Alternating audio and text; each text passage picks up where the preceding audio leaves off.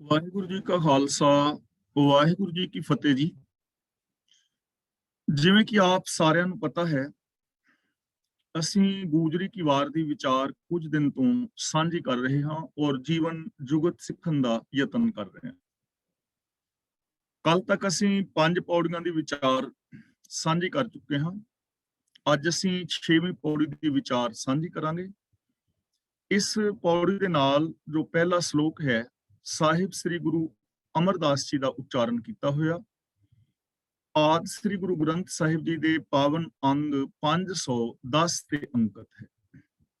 ਸ਼ਲੋਕ ਮਹਿਲਾ ਤੀਜਾ, ਸਭਨਾ ਕਾ ਸ਼ੋ ਏਕ ਹੈ, ਸਦ ਹੀ ਰਹੇ ਹਜੂਰ। ਸਭਨਾ ਕਾ ਦਾ ਮਤਲਬ ਸਾਰਿਆਂ ਦਾ, ਸ਼ੋ ਦਾ ਮਤਲਬ ਮਾਲਕ, ਹਜੂਰ ਦਾ ਮਤਲਬ ਹਾਜ਼ਰ ਨਾਜ਼ਰ, ਪ੍ਰਗਟ, ਪ੍ਰਤੱਖ।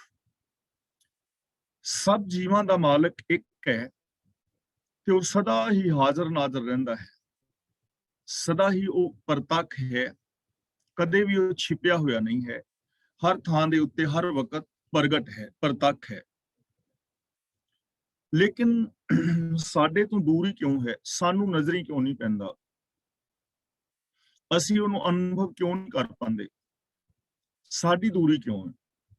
ਤਾਂ ਗੁਰੂ ਜੀ ਅਗਲੀ ਪੰਕਤੀ ਵਿੱਚ ਸਾਨੂੰ ਸਮਝਾ ਰਹੇ ਨੇ, ਨਾਨਕ ਹੁਕਮ ਨਾ ਮੰਨਈ ਤਾਂ ਘਰ ਹੀ ਅੰਦਰ ਦੂਰ। ਗੁਰੂ ਪਾਤਸ਼ਾਹ ਜੀ ਕਹਿੰਦੇ ਨੇ, ਹੇ ਨਾਨਕ, ਜੇ ਕੋਈ ਜੀਵ ਉਸ ਪ੍ਰਭੂ ਦੇ ਹੁਕਮ ਨੂੰ ਨਹੀਂ ਮੰਨਦਾ, ਹੁਕਮ ਰਜ਼ਾ ਦੇ ਵਿੱਚ ਨਹੀਂ ਤੁਰਦਾ, ਹੁਕਮ ਨੂੰ ਨਹੀਂ ਸਮਝਦਾ, ਹੁਕਮ ਨੂੰ ਇੰਪਲੀਮੈਂਟ ਨਹੀਂ ਕਰਦਾ, ਤਾਂ ਘਰ ਦੇ ਅੰਦਰ ਵਸਦਾ ਹੋਇਆ ਹੀ ਉਹ ਦੂਰ ਰਹਿੰਦਾ ਹੈ। ਘਰ ਦੇ ਅੰਦਰ ਹੁੰਦਿਆਂ ਵੀ ਸਾਡੇ ਤੋਂ ਦੂਰ ਹੈ, ਹਰ ਵਕਤ ਹਾਜ਼ਰ ਨਾਜ਼ਰ ਹੁੰਦਿਆਂ ਵੀ ਸਾਡੇ ਤੋਂ ਦੂਰ ਹੈ। ਇਸ ਬਾਰੇ ਆਪਾਂ ਕਾਫੀ ਵਾਰੀ ਵਿਚਾਰ ਕਰ ਚੁੱਕੇ ਹਾਂ। ਜਿਵੇਂ ਕਿ ਸਾਡੇ ਅੰਦਰ ਸਾਰੇ ਗੁਣ ਮੌਜੂਦ ਨੇ, ਸੱਚਾਈ ਹੈ, ਪਿਆਰ ਹੈ, ਦਇਆ ਹੈ, ਮੁਹੱਬਤ ਹੈ, ਇਨਸਾਨੀਅਤ ਹੈ, ਇਹ ਸਾਰੀਆਂ ਚੀਜ਼ਾਂ ਸਾਡੇ ਅੰਦਰ ਹੈ ਨੇ, ਪਰ ਹੁਣ ਅਸੀਂ ਇਹਨਾਂ ਨੂੰ ਯੂਜ਼ ਨਹੀਂ ਕਰ ਰਹੇ। ਤਾਂ ਯੂਜ਼ ਨਾ ਕਰਨ ਕਰਕੇ ਸਾਡੇ ਤੋਂ ਤਾਂ ਦੂਰ ਹੀ ਨੇ ਨਾ। ਸੱਚ ਵੀ ਦੂਰ, ਦਇਆ ਵੀ ਦੂਰ, ਪਿਆਰ ਵੀ ਦੂਰ, ਇਨਸਾਨੀਅਤ ਵੀ ਦੂਰ, ਕਿਉਂਕਿ ਇਸ ਸਿਸਟਮ ਨੂੰ ਫੋਲੋ ਹੀ ਨਹੀਂ ਕੀਤਾ। ਤਾਂ ਜੇ ਰਜ਼ਾ ਭਾਣੇ ਵਿੱਚ ਨਾ ਤੁਰਿਆ ਜਾਏ ਤਾਂ ਫਿਰ ਘਰ ਦੇ ਅੰਦਰ ਹੁੰਦਿਆਂ ਹੋਇਆਂ ਵੀ ਉਹ ਪ੍ਰਭੂ ਸਾਡੇ ਤੋਂ ਦੂਰ ਹੀ ਹੈ। ਇਸ ਕਰਕੇ ਸਾਡੀ ਵਿੱਥ ਬਣੀ ਰਹਿੰਦੀ ਹੈ। ਤਾਂ ਹੁਣ ਇਹ ਗੱਲ ਸਾਡੀ ਸਮਝ ਆ ਗਈ ਕਿ ਪ੍ਰਭੂ ਹਰ ਥਾਂ ਦੇ ਉੱਤੇ ਵਿਆਪਕ ਹੈ। ਸਾਰਾ ਸੰਸਾਰ ਦਿਸਦਾ ਰੂਪ ਹੈ ਉਸ ਪ੍ਰਭੂ ਦਾ, ਪਰ ਕਿਉਂਕਿ ਅਸੀਂ ਸਿਸਟਮ ਨੂੰ ਫੋਲੋ ਨਹੀਂ ਕਰ ਰਹੇ, ਅਸੀਂ ਉਹਦੇ ਗੁਣਾਂ ਨੂੰ ਇੰਪਲੀਮੈਂਟ ਨਹੀਂ ਕਰ ਰਹੇ, ਅਸੀਂ ਉਹਨੂੰ ਅਨੁਭਵ ਕਰ ਨਹੀਂ ਰਹੇ, ਰਜ਼ਾ ਪਾਣੇ ਵਿੱਚ ਰਹਿ ਨਹੀਂ ਰਹੇ, ਇਸ ਕਰਕੇ ਸਾਨੂੰ ਉਹ ਦੂਰ ਭਾਸਦਾ ਹੈ ਔਰ ਸਾਡੀ ਹਮੇਸ਼ਾ ਹੀ ਰੱਬੀ ਗੁਣਾਂ ਤੋਂ ਦੂਰੀ ਬਣੀ ਰਹਿੰਦੀ ਹੈ। ਹੁਕਮ ਵੀ ਤਿਨਾ ਮਨਾਏ ਸੀ ਜਿਨ ਕੋ ਨਦਰ ਕਰੇ। ਹੁਣ ਹੁਕਮ ਵੀ ਉਹਨਾਂ ਜੀਵਾਂ ਤੋਂ ਮਨਾਉਂਦਾ ਹੈ ਜਿਨ੍ਹਾਂ ਉੱਤੇ ਮਿਹਰ ਦੀ ਨਜ਼ਰ ਕਰਦਾ ਹੈ, ਰਹਿਮਤ ਦੀ ਨਜ਼ਰ ਕਰਦਾ ਹੈ, ਜੋ ਬਖਸ਼ਿਸ਼ ਦੇ ਪਾਤਰ ਬਣਦੇ ਨੇ, ਉਹਨਾਂ ਤੋਂ ਹੁਕਮ ਮਨਾਉਂਦਾ ਹੈ। ਹੁਣ ਮਿਹਰ, ਰਜ਼ਾ ਬਾਰੇ, ਮਿਹਰ ਬਾਰੇ, ਕਿਰਪਾ ਬਾਰੇ, ਰਹਿਮਤ ਬਾਰੇ ਅਸੀਂ ਬਹੁਤ ਵਾਰ ਵਿਚਾਰ ਕਰ ਚੁੱਕੇ ਹਾਂ ਕਿ ਪ੍ਰਭੂ ਦੀ ਰਹਿਮਤ ਹਰ ਪਾਸੇ ਬਰਸ ਰਹੀ ਹੈ। ਕੋਈ ਐਸੀ ਥਾਂ ਨਹੀਂ ਜਿੱਥੇ ਰਹਿਮਤ ਨਹੀਂ ਹੈ। ਸਾਰਾ ਜਗਤ ਉਸ ਪ੍ਰਭੂ ਦੀ ਰਹਿਮਤ ਹੀ ਤੇ ਹੈ। ਜੋ ਵੀ ਅਸੀਂ ਵੇਖ ਰਹੇ ਹਾਂ ਉਹਦੀ ਰਹਿਮਤ ਦਾ ਹੀ ਤੇ ਪ੍ਰਗਟਾਵਾ ਹੈ। ਜ਼ਰੂਰਤ ਤਾਂ ਇਸ ਰਹਿਮਤ ਨੂੰ ਮਾਣਨ ਦੀ ਹੈ। ਜਿਵੇਂ ਕਿ ਮੈਂ ਫਿਰ ਬੇਨਤੀ ਕਰਾਂ, ਸਾਡੇ ਅੰਦਰ ਸੱਚਾਈ, ਦਇਆ, ਪ੍ਰੇਮ ਆਦਿਕ ਗੁਣ ਰੱਬੀ ਰਹਿਮਤ ਹੀ ਤੇ ਹੈ। ਹੁਣ ਉਸ ਰਹਿਮਤ ਨੂੰ ਸਾ ਮੰਨਣਾ ਹੈ, ਤੇ ਜੇ ਅਸੀਂ ਮਾਣੀਏ ਹੀ ਨਾ ਤਾਂ ਫਿਰ ਇਹਦੇ ਵਿੱਚ ਭੁੱਲ ਰੱਬ ਦੀ ਜਾਂ ਗੁਰੂ ਦੀ ਜਾਂ ਕੁਦਰਤ ਦੀ ਨਹੀਂ ਹੈ। ਇਹਦੇ ਵਿੱਚ ਭੁੱਲ ਤਾਂ ਸਾਡੀ ਖੁਦ ਦੀ ਆਪਣੀ ਹੈ ਕਿ ਅਸੀਂ ਮਾਣ ਹੀ ਨਹੀਂ ਰਹੇ। ਜਿਵੇਂ ਪ੍ਰਸ਼ਾਦਾ ਪਾਣੀ ਘਰ ਵਿੱਚ ਤਿਆਰ ਹੋਇਆ ਹੋਵੇ ਤੇ ਜੇ ਕੋਈ ਬੰਦਾ ਪ੍ਰਸ਼ਾਦਾ ਪਾਣੀ ਛਕੇ ਹੀ ਨਾ, ਰੋਟੀ ਖਾਏ ਹੀ ਨਾ, ਪਾਣੀ ਪੀਵੇ ਹੀ ਨਾ, ਔਰ ਉਹ ਕਹੇ ਕਿ ਮੈਂ ਭੁੱਖਾ ਹਾਂ, ਮੈਂ ਪਿਆਸਾ ਹਾਂ ਤੇ ਮੇਰੀ ਭੁੱਖ ਪਿਆਸ ਮਿਟ ਨਹੀਂ ਰਹੀ, ਬਾਕੀ ਸਾਰਾ ਟੱਬਰ ਤੇ ਰੱਜਿਆ ਹੋਇਆ ਤੇ ਮੈਂ ਭੁੱਖਾ।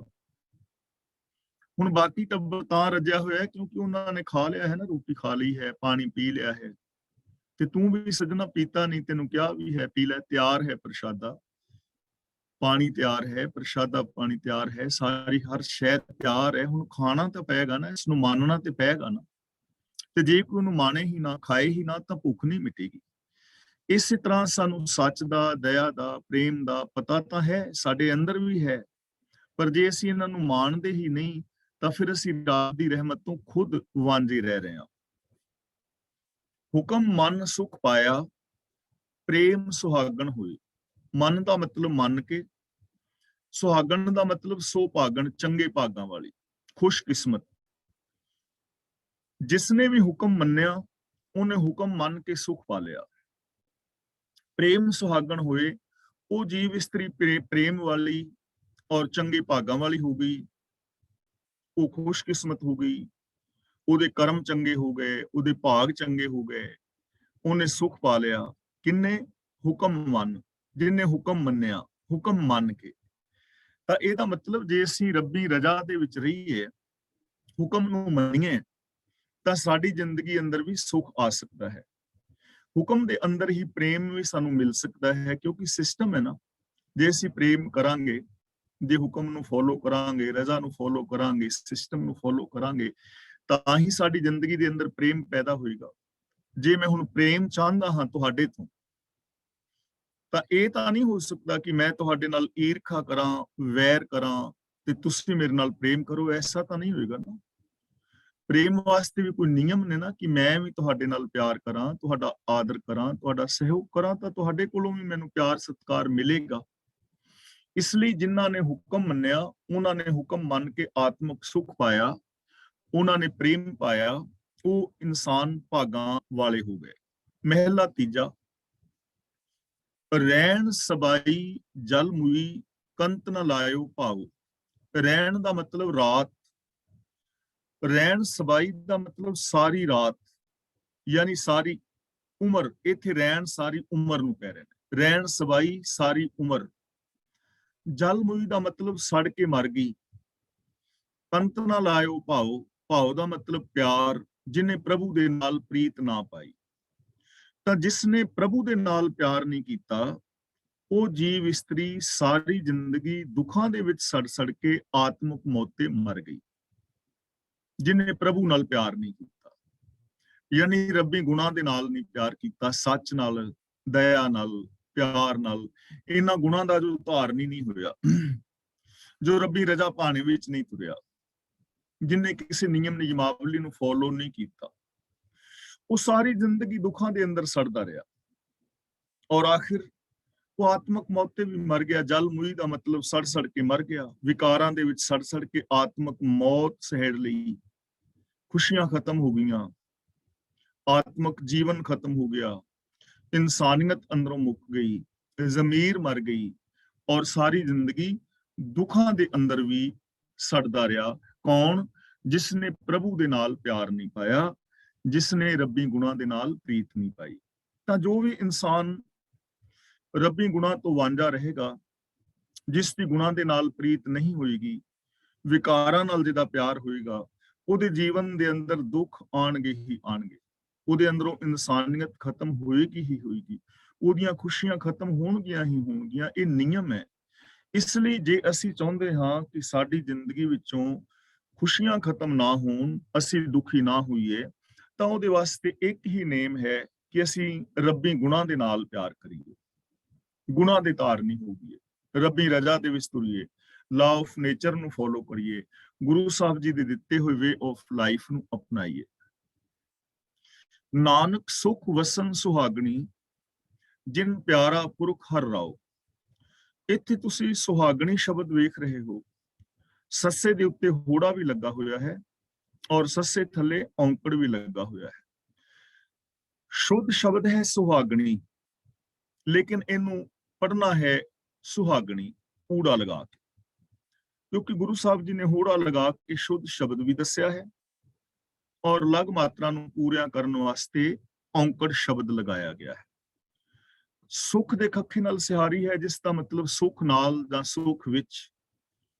ਪਰ ਜਿਨ੍ਹਾਂ ਦਾ ਪਿਆਰਾ ਪੁਰਖ ਖਸਮ ਹੈ, ਜਿਨ ਪਿਆਰਾ ਪੁਰਖ ਹਰ ਰਾਓ, ਜਿਨ੍ਹਾਂ ਦਾ ਮਾਲਕ ਪ੍ਰਭੂ ਹੈ, ਜੋ ਪ੍ਰਭੂ ਦੀ ਸ਼ਰਨ ਵਿੱਚ ਨੇ, ਨਾਨਕ ਸੁਖ ਵਸਨ ਸੁਹਾਗਣੀ, ਉਹ ਭਾਗਾਂ ਵਾਲੀਆਂ, ਸੁੱਖ ਦੇ ਨਾਲ ਵਸਦੀਆਂ ਨੇ, ਸੁੱਖ ਦੇ ਨਾਲ ਸੌਂਦੀਆਂ ਨੇ। ਉਹਨਾਂ ਦੀ ਸਾਰੀ ਜ਼ਿੰਦਗੀ ਸੁੱਖਾਂ ਦੇ ਵਿੱਚ ਬੀਤਦੀ ਹੈ, ਜਿਨ੍ਹਾਂ ਦਾ ਪਿਆਰ ਪ੍ਰਭੂ ਦੇ ਨਾਲ ਹੈ, ਜੋ ਪ੍ਰਭੂ ਦੇ ਚਰਨਾਂ ਦੀ ਸ਼ਰਨ ਵਿੱਚ ਨੇ, ਜੋ ਰੱਬੀ ਰਜਾ ਵਿੱਚ ਤੁਰਦੇ ਨੇ, ਜਾਂ ਜੋ ਰੱਬੀ ਗੁਣਾਂ ਦੇ ਧਾਰਨੀ ਨੇ। ਉਹਨਾਂ ਦੀ ਸਾਰੀ ਜ਼ਿੰਦਗੀ ਦੀ ਰਾਤ ਸੁੱਖਾਂ ਦੇ ਨਾਲ ਬੀਤਦੀ ਹੈ। ਉਹ ਚੈਨ ਦੇ ਨਾਲ ਆਪਣਾ ਜੀਵਨ ਬਿਤਾਉਂਦੇ ਨੇ, ਉਹ ਖੁਸ਼ ਔਰ ਪ੍ਰਸੰਨਤਾ ਵਾਲੀ ਜ਼ਿੰਦਗੀ ਜੀਂਦੇ ਨੇ। ਪੌੜੀ, ਸਭ ਜਗ ਫਿਰ ਮੈਂ ਦੇਖਿਆ ਹਰ ਇੱਕੋ ਦਾਤਾ। ਫਿਰ ਦਾ ਮਤਲਬ ਫਿਰ ਕੇ, ਢੂੰਡ ਕੇ, ਪਰਖ ਕੇ। ਮੈਂ ਸਾਰਾ ਜਗਤ ਵੇਖ ਕੇ, ਫਿਰ ਕੇ, ਢੂੰਡ ਕੇ, ਪਰਖ ਕੇ ਦੇਖ ਲਿਆ ਹੈ। ਹਰ ਇੱਕੋ ਦਾਤਾ, ਸਭ ਜੀਵਾਂ ਨੂੰ ਦਾਤਾਂ ਦੇਣ ਵਾਲਾ ਇੱਕੋ ਹੀ ਹੈ। ਗੁਰੂ ਪਾਤਸ਼ਾਹ ਜੀ ਕਹਿੰਦੇ ਨੇ, ਮੈਂ ਸਾਰੇ ਜਗਤ ਨੂੰ ਫਿਰ ਕੇ, ਯਾਨੀ ਢੂੰਡ ਕੇ, ਵੇਖ ਕੇ, ਪਰਖ ਕੇ ਦੇਖ ਲਿਆ ਹੈ ਕਿ ਦਾਤਾਂ ਦੇਣ ਵਾਲਾ ਦਾਤਾ ਇੱਕੋ ਹੀ ਹੈ। ਹੁਣ ਇਹ ਚੀਜ਼ ਸਾਡੀ ਸਮਝ ਦੇ ਅੰਦਰ ਬਹਿਣੀ ਚਾਹੀਦੀ ਹੈ। ਜਿਨ੍ਹਾਂ ਦੀ ਜ਼ਿੰਦਗੀ ਦੇ ਅੰਦਰ, ਜਿਨ੍ਹਾਂ ਦੀ ਸਮਝ ਵਿੱਚ ਚੀਜ਼ ਬੈਠ ਗਈ, ਉਹਨਾਂ ਦੀ ਭਟਕਣਾ ਮੁੱਕ ਗਈ। ਉਹਨਾਂ ਨੂੰ ਇਹ ਸਮਝ ਆ ਗਈ ਕਿ ਕੋਈ ਬਾਬਾ, ਕੋਈ ਦੇਵੀ ਦੇਵਤਾ, ਕੋਈ ਕਰਾਮਾਤ ਜਾਂ ਕੋਈ ਜੋਤਸ਼ੀ, ਕੋਈ ਜੰਤਰ ਮੰਤਰ ਦੇ ਨਾਲ ਸਾਨੂੰ ਕੋਈ ਸੁੱਖ ਨਹੀਂ ਮਿਲ ਸਕਦਾ। ਰੱਬੀ ਸਿਸਟਮ ਤੋਂ ਬਾਹਰ ਸਾਨੂੰ ਕੋਈ ਦਾਤ ਨਹੀਂ ਮਿਲ ਸਕਦੀ। ਜੋ ਕੁਝ ਵੀ ਸੁੱਖ ਔਰ ਦੁੱਖ ਹੈ, ਉਹ ਰਜ਼ਾ ਦੇ ਅੰਦਰ ਹੈ, ਉਹ ਹੁਕਮ ਦੇ ਅੰਦਰ ਹੈ, ਉਹ ਸਿਸਟਮ ਦੇ ਅੰਦਰ ਹੈ, ਉਸ ਤੋਂ ਬਾਹਰ ਨਹੀਂ ਹੈ। ਹੁਣ ਜਿਨ੍ਹਾਂ ਨੂੰ ਵੀ ਕੋਈ ਦਾਤ ਮਿਲ ਰਹੀ ਹੈ, ਚਾਹੇ ਉਹ ਜੀਵਨ ਹੈ, ਤਾਂ ਸਾਰਿਆਂ ਨੂੰ ਇੱਕੋ ਸਿਸਟਮ ਵਿੱਚ ਮਿਲ ਰਿਹਾ ਹੈ। ਸਾਰੇ ਇੱਕ ਹੀ ਤਰ੍ਹਾਂ ਪੈਦਾ ਹੋ ਰਹੇ ਨੇ। ਇੱਕ ਹੀ ਹਵਾ ਹੈ ਸਾਡੇ ਵਾਸਤੇ, ਧਰਤੀ ਹੈ, ਚੰਦਰਮਾ ਹੈ, ਸੂਰਜ ਹੈ, ਪਾਣੀ ਹੈ, ਤਾਂ ਇੱਕ ਹੀ ਸਿਸਟਮ ਹੈ ਨਾ। ਉਸ ਇੱਕ ਕਾਨੂੰਨ ਦੇ ਅੰਦਰ ਹੀ ਹਰ ਇੱਕ ਨੂੰ ਹਰ ਸ਼ੈ ਮਿਲ ਰਹੀ ਹੈ। ਇਸ ਸਿਸਟਮ ਤੋਂ ਬਾਹਰ ਨਹੀਂ ਹੈ। ਤਾਂ ਇੱਕ ਹੀ ਦਾਤਾ ਹੈ, ਹੋਰ ਕੋਈ ਦਾਤਾ ਨਹੀਂ ਹੈ। ਉਪਾਏ ਕਿਤੈ ਨਾ ਪਾਈਐ, ਹਰ ਕਰਮ ਵਿਧਾਤਾ। ਕਿਸੇ ਉਪਾਅ ਦੇ ਨਾਲ ਨਹੀਂ ਪਾਇਆ ਜਾ ਸਕਦਾ, ਕਿਸੇ ਵੀ ਉਪਾਅ ਦੇ ਨਾਲ। ਕਰਮ ਵਿਧਾਤਾ ਦਾ ਮਤਲਬ ਕਰਮਾਂ ਅਨੁਸਾਰ ਜੀਵਾਂ ਨੂੰ ਜੋ ਦਾਤਾਂ ਦੇਣ ਵਾਲਾ ਹੈ। ਕਰਮਾਂ ਅਨੁਸਾਰ ਦਾਤਾਂ ਮਿਲਦੀਆਂ ਨੇ। ਕਰਮ ਤੋਂ ਬਿਨਾਂ ਇਸ ਦੁਨੀਆ ਵਿੱਚ ਕੁਝ ਨਹੀਂ ਮਿਲਦਾ ਹੈ। ਜੋ ਕਰਮਾਂ ਦੇ ਫਲ ਦੇਣ ਵਾਲਾ ਹੈ, ਇਸ ਦੁਨੀਆ ਦੇ ਵਿੱਚ ਜੋ ਵੀ ਅਸੀਂ ਕਰਦੇ ਹਾਂ, ਸੁੱਖ ਔਰ ਦੁੱਖ ਸਾਡੇ ਹੀ ਕਰਮਾਂ ਅਨੁਸਾਰ ਸਾਨੂੰ ਮਿਲਦਾ ਹੈ। ਜੇ ਸਾਡੀ ਸੋਚ ਨੈਗੇਟਿਵ ਹੈ, ਤਾਂ ਸਾਡੇ ਅੰਦਰ ਨੈਗੇਟਿਵਿਟੀ ਪੈਦਾ ਹੋ ਜਾਏਗੀ, ਸਾਡੇ ਅੰਦਰ ਨਕਾਰਾਤਮਕਤਾ ਆ ਜਾਏਗੀ, ਅਸੀਂ ਨਿਰਾਸ਼ਾਵਾਦੀ ਹੋ ਜਾਵਾਂਗੇ। ਜੇ ਸਾਡੀ ਸੋਚ ਪੋਜ਼ਿਟਿਵ ਹੈ, ਅਸੀਂ ਚੰਗਾ ਸੋਚਦੇ ਹਾਂ, ਤਾਂ ਅਸੀਂ ਆਸ਼ਾਵਾਦੀ ਹੋ ਜਾਵਾਂਗੇ, ਕਿਉਂਕਿ ਸਾਡੀ ਸੋਚ ਸਕਾਰਾਤਮਕ ਹੈ। ਜੈਸੀ ਸਾਡੀ ਸੋਚ ਹੈ, ਵੈਸਾ ਹੀ ਸਾਡਾ ਜੀਵਨ ਬਣ ਜਾਏਗਾ। ਜੇ ਮੇਰੀ ਬੋਲਬਾਣੀ ਤੁਹਾਡੇ ਨਾਲ ਚੰਗੀ ਹੈ, ਤਾਂ ਤੁਸੀਂ ਵੀ ਚੰਗੇ ਬੋਲ ਬੋਲੋਗੇ, ਮੈਨੂੰ ਆਦਰ ਮਾਨ ਮਿਲੇਗਾ। ਤੇ ਜੇ ਮੇਰੀ ਬੋਲਬਾਣੀ ਮਾੜੀ ਹੈ, ਤਾਂ ਫਿਰ ਤੁਹਾਡੇ ਕੋਲੋਂ ਵੀ ਨਿਰਾਦਰ ਮਿਲੇਗਾ। ਕਰਮ ਅਨੁਸਾਰ ਹੀ ਹੈ ਨਾ। ਤਾਂ ਗੁਰੂ ਜੀ ਕਹਿੰਦੇ ਨੇ, ਉਹ ਕਿਸੇ ਉਪਾਅ ਦੇ ਨਾਲ ਜੇ ਰੱਬ ਨੂੰ ਤੁਸੀਂ ਪਾਣਾ ਚਾਹੋ ਤੇ ਉਹਨੂੰ ਨਹੀਂ ਪਾਓਗੇ। ਕਿਹੜੇ ਉਪਾਅ ਨਾਲ ਪਾਓਗੇ? ਜਪ ਤਪ ਸੰਜਮ ਕਰਕੇ ਥੋੜੀ ਮਿਲੇਗਾ। ਜਿਹੜਾ ਕਦੇ ਵਿਛੜਿਆ ਹੀ ਨਹੀਂ, ਜਿਹੜਾ ਕਿਤੇ ਗਿਆ ਹੀ ਨਹੀਂ, ਉਹ ਤਾਂ ਸਮਰਪਣ ਕਰਨਾ ਹੈ, ਉਹਦੀ ਰਜਾ ਭਾਣੇ ਦੇ ਵਿੱਚ ਤੁਰਨਾ ਹੈ, ਗੁਣਾਂ ਨੂੰ ਅਪਣਾਉਣਾ ਹੈ।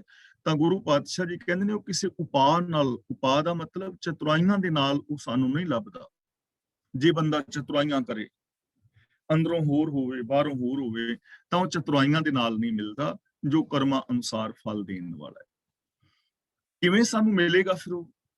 ਗੁਰ ਸ਼ਬਦੀ ਹਰ ਮਨ ਵਸੈ, ਹਰ ਸਹਿਜੇ ਜਾਤਾ। ਸਹਿਜੇ ਦਾ ਮਤਲਬ ਸੁਭਾਵਕ, ਮਨ ਵਸੈ ਦਾ ਮਤਲਬ ਮਨ ਵਿੱਚ ਵਸ ਜਾਂਦਾ ਹੈ। ਗੁਰ ਸ਼ਬਦੀ ਦਾ ਮਤਲਬ ਗੁਰੂ ਦੇ ਸ਼ਬਦ ਰਾਹੀਂ। ਤਾਂ ਗੁਰੂ ਜੀ ਕਹਿੰਦੇ ਨੇ, ਸਿਰਫ ਗੁਰੂ ਦੇ ਸ਼ਬਦ ਰਾਹੀਂ ਸਾਡੇ ਹਿਰਦੇ ਵਿੱਚ ਵਸਦਾ ਹੈ ਔਰ ਉਹਨੂੰ ਸੌਖੇ ਹੀ ਪਛਾਣਿਆ ਜਾ ਸਕਦਾ ਹੈ। ਗੁਰੂ ਦੇ ਸ਼ਬਦ ਦਾ ਮਤਲਬ ਹੈ ਗੁਰੂ ਦਾ ਗਿਆਨ, ਗੁਰੂ ਦੀ ਫਿਲਾਸਫੀ, ਗੁਰੂ ਦਾ ਦਿੱਤਾ ਹੋਇਆ ਵੇ ਆਫ ਲਾਈਫ, ਗੁਰੂ ਦੀ ਮੱਤ, ਗੁਰੂ ਦੇ ਸਿਧਾਂਤ, ਕੋਈ ਵੀ ਸ਼ਬਦ ਜਿਹਦੇ ਨਾਲ ਤੁਹਾਨੂੰ ਸਮਝ ਵਿੱਚ ਆ ਜਾਏ। ਤਾਂ ਗੁਰੂ ਦੇ ਗਿਆਨ ਮੁਤਾਬਕ, ਗੁਰੂ ਦੇ ਉਪਦੇਸ਼ ਮੁਤਾਬਕ ਸਾਡੇ ਹਿਰਦੇ ਵਿੱਚ ਵਸਦਾ ਹੈ। ਯਾਨੀ ਜੇ ਗੁਰੂ ਦੇ ਉਪਦੇਸ਼ ਮੁਤਾਬਕ ਜ਼ਿੰਦਗੀ ਜੀਵੀ ਜਾਏ, ਜੇ ਗੁਰਬਾਣੀ ਦੇ ਬਚਨਾਂ ਤੇ ਅਮਲ ਕੀਤਾ ਜਾਏ, ਤਾਂ ਫਿਰ ਉਹ ਮਨ ਦੇ ਅੰਦਰ ਆਵਸਤ ਹੈ ਔਰ ਉਹਨੂੰ ਸਹਿਜੇ ਹੀ ਪਛਾਣਿਆ ਜਾ ਸਕਦਾ ਹੈ। ਸਹਿਜੇ ਹੀ ਉਹਦੇ ਨਾਲ ਜਾਣ ਪਛਾਣ ਹੋ ਜਾਂਦੀ ਹੈ, ਉਹਦੇ ਨਾਲ ਸਾਂਝ ਪੈ ਜਾਂਦੀ ਹੈ। ਜੇ ਅਸੀਂ ਗੁਰੂ ਦੇ ਸ਼ਬਦ ਅਨੁਸਾਰ ਜ਼ਿੰਦਗੀ ਜੀਂਦੇ ਹਾਂ ਤਾਂ ਸਾਨੂੰ ਚਾਹੀਦਾ ਹੈ ਮਨ, ਬਚਨ ਔਰ ਕਰਮ ਕਰਕੇ ਗਿਆਨ ਗੁਰੂ ਦੀ ਅਗਵਾਈ ਵਿੱਚ ਜੀਵਨ ਜੀਵਿਆ ਜਾਏ, ਤਾਂ ਹੀ ਅਸੀਂ ਐਸੀ ਜ਼ਿੰਦਗੀ ਜੀ ਸਕਾਂਗੇ ਜਿਸ ਸੋਚ ਅਨੁਸਾਰ ਹਰ ਥਾਂ ਤੇ ਉਸ ਪ੍ਰਭੂ ਨੂੰ ਵਿਆਪਕ ਸਮਝਿਆ ਜਾਣਿਆ ਜਾ ਸਕਦਾ ਹੈ। ਅੰਦਰੋਂ ਤ੍ਰਿਸ਼ਨਾ ਅਗਨ ਗਈ, ਹਰ ਅੰਮ੍ਰਿਤਸਰ ਨਾਤਾ। ਇਹਨੂੰ ਨਾਤਾ ਨਹੀਂ ਪੜਨਾ, ਨੰਨੇ ਦੇ ਪੈਰ ਥੱਲੇ ਅੱਧਾ ਹਾ ਲਾ ਕੇ ਨਾਤਾ। ਜੇ ਨਾਤਾ ਪੜਾਂਗੇ ਤੇ ਨਾਤਾ ਦਾ ਮਤਲਬ ਹੁੰਦਾ ਹੈ ਰਿਸ਼ਤਾ ਜਾਂ ਸੰਬੰਧ, ਨਾਤਾ ਦਾ ਮਤਲਬ ਹੁੰਦਾ ਹੈ ਨਹਾਉਣਾ। ਅੰਦਰੋਂ ਤ੍ਰਿਸ਼ਨਾ ਅਗਨ ਬੁਝੀ, ਹਰ ਅੰਮ੍ਰਿਤਸਰ ਨਾਤਾ। ਅੰਮ੍ਰਿਤਸਰ ਦਾ ਮਤਲਬ ਅੰਮ੍ਰਿਤ ਦਾ ਸਰੋਵਰ ਜਿਸ ਵਿੱਚ ਅੰਮ੍ਰਿਤ ਹੈ, ਯਾਨੀ ਸਤਸੰਗਤ, ਜਿੱਥੇ ਨਾਮ ਜਲ ਹੈ, ਪ੍ਰਭੂ ਦੇ ਗੁਣਾਂ ਦਾ ਸਰੋਵਰ। ਤਾਂ ਜੋ ਮਨੁੱਖ ਸਤਸੰਗ ਵਿੱਚ ਜਾ ਕੇ ਰੱਬੀ ਗੁਣਾਂ ਦੇ ਅੰਦਰ ਇਸ਼ਨਾਨ ਕਰਦਾ ਹੈ, ਉਸ ਦੀ ਤ੍ਰਿਸ਼ਨਾ ਬੁੱਝ ਜਾਂਦੀ ਹੈ। ਇੱਥੇ ਅੰਮ੍ਰਿਤਸਰ ਨਾਤਾ ਦਾ ਮਤਲਬ ਰੱਬੀ ਗੁਣਾਂ ਦੇ ਵਿੱਚ ਆਤਮਿਕ ਜੀਵਨ ਦੇਣ ਵਾਲੇ ਜੋ ਗੁਣ ਨੇ, ਉਹਨਾਂ ਦੇ ਅੰਦਰ ਇਸ਼ਨਾਨ ਕਰਨਾ ਹੈ। ਸੱਚਾਈ ਹੈ, ਦਇਆ ਹੈ, ਨਿਰਭੈਤਾ ਹੈ, ਨਿਰਵੈਰਤਾ ਹੈ, ਪ੍ਰੇਮ ਹੈ, ਮੁਹੱਬਤ ਹੈ। ਇਹਨਾਂ ਗੁਣਾਂ ਦੇ ਅੰਦਰ ਆਪਣੀ ਮੈਂਟੈਲਿਟੀ ਨੂੰ ਇਸ਼ਨਾਨ ਕਰਾਉਣਾ ਹੈ ਔਰ ਅਵਗੁਣਾਂ ਦੀ ਮੈਲ ਉਤਾਰਨੀ ਹੈ। ਜੋ ਇਹਨਾਂ ਗੁਣਾਂ ਦੇ ਸਰੋਵਰ ਵਿੱਚ ਇਸ਼ਨਾਨ ਕਰਦੇ ਨੇ, ਗੁਰੂ ਗਿਆਨ ਰਾਹੀਂ ਜੋ ਆਪਣੀ ਮੱਤ ਨੂੰ ਸਾਫ਼ ਕਰ ਲੈਂਦੇ ਨੇ, ਫਿਰ ਉਹਨਾਂ ਦੀ ਨਿਸ਼ਾਨੀ ਇਹ ਹੈ ਕਿ ਉਹਨਾਂ ਦੀ ਜ਼ਿੰਦਗੀ ਚੋਂ ਤ੍ਰਿਸ਼ਨਾ ਦੀ ਆਗ ਬੁਝ ਜਾਂਦੀ ਹੈ। ਉਹਨਾਂ ਦੇ ਅੰਦਰ ਪਾਪ ਵਿਕਾਰ ਨਹੀਂ ਰਹਿੰਦੇ, ਉਹਨਾਂ ਦੇ ਅੰਦਰ ਲੁੱਟ ਖਸੁੱਟ ਵਾਲੀ ਬਿਰਤੀ ਨਹੀਂ ਰਹਿ ਜਾਂਦੀ। ਇਹ ਉਹਨਾਂ ਦੇ ਜੀਵਨ ਦੀ ਨਿਸ਼ਾਨੀ ਹੈ ਔਰ ਇਹ ਉਹਨਾਂ ਦੀ ਪ੍ਰਾਪਤੀ ਹੈ।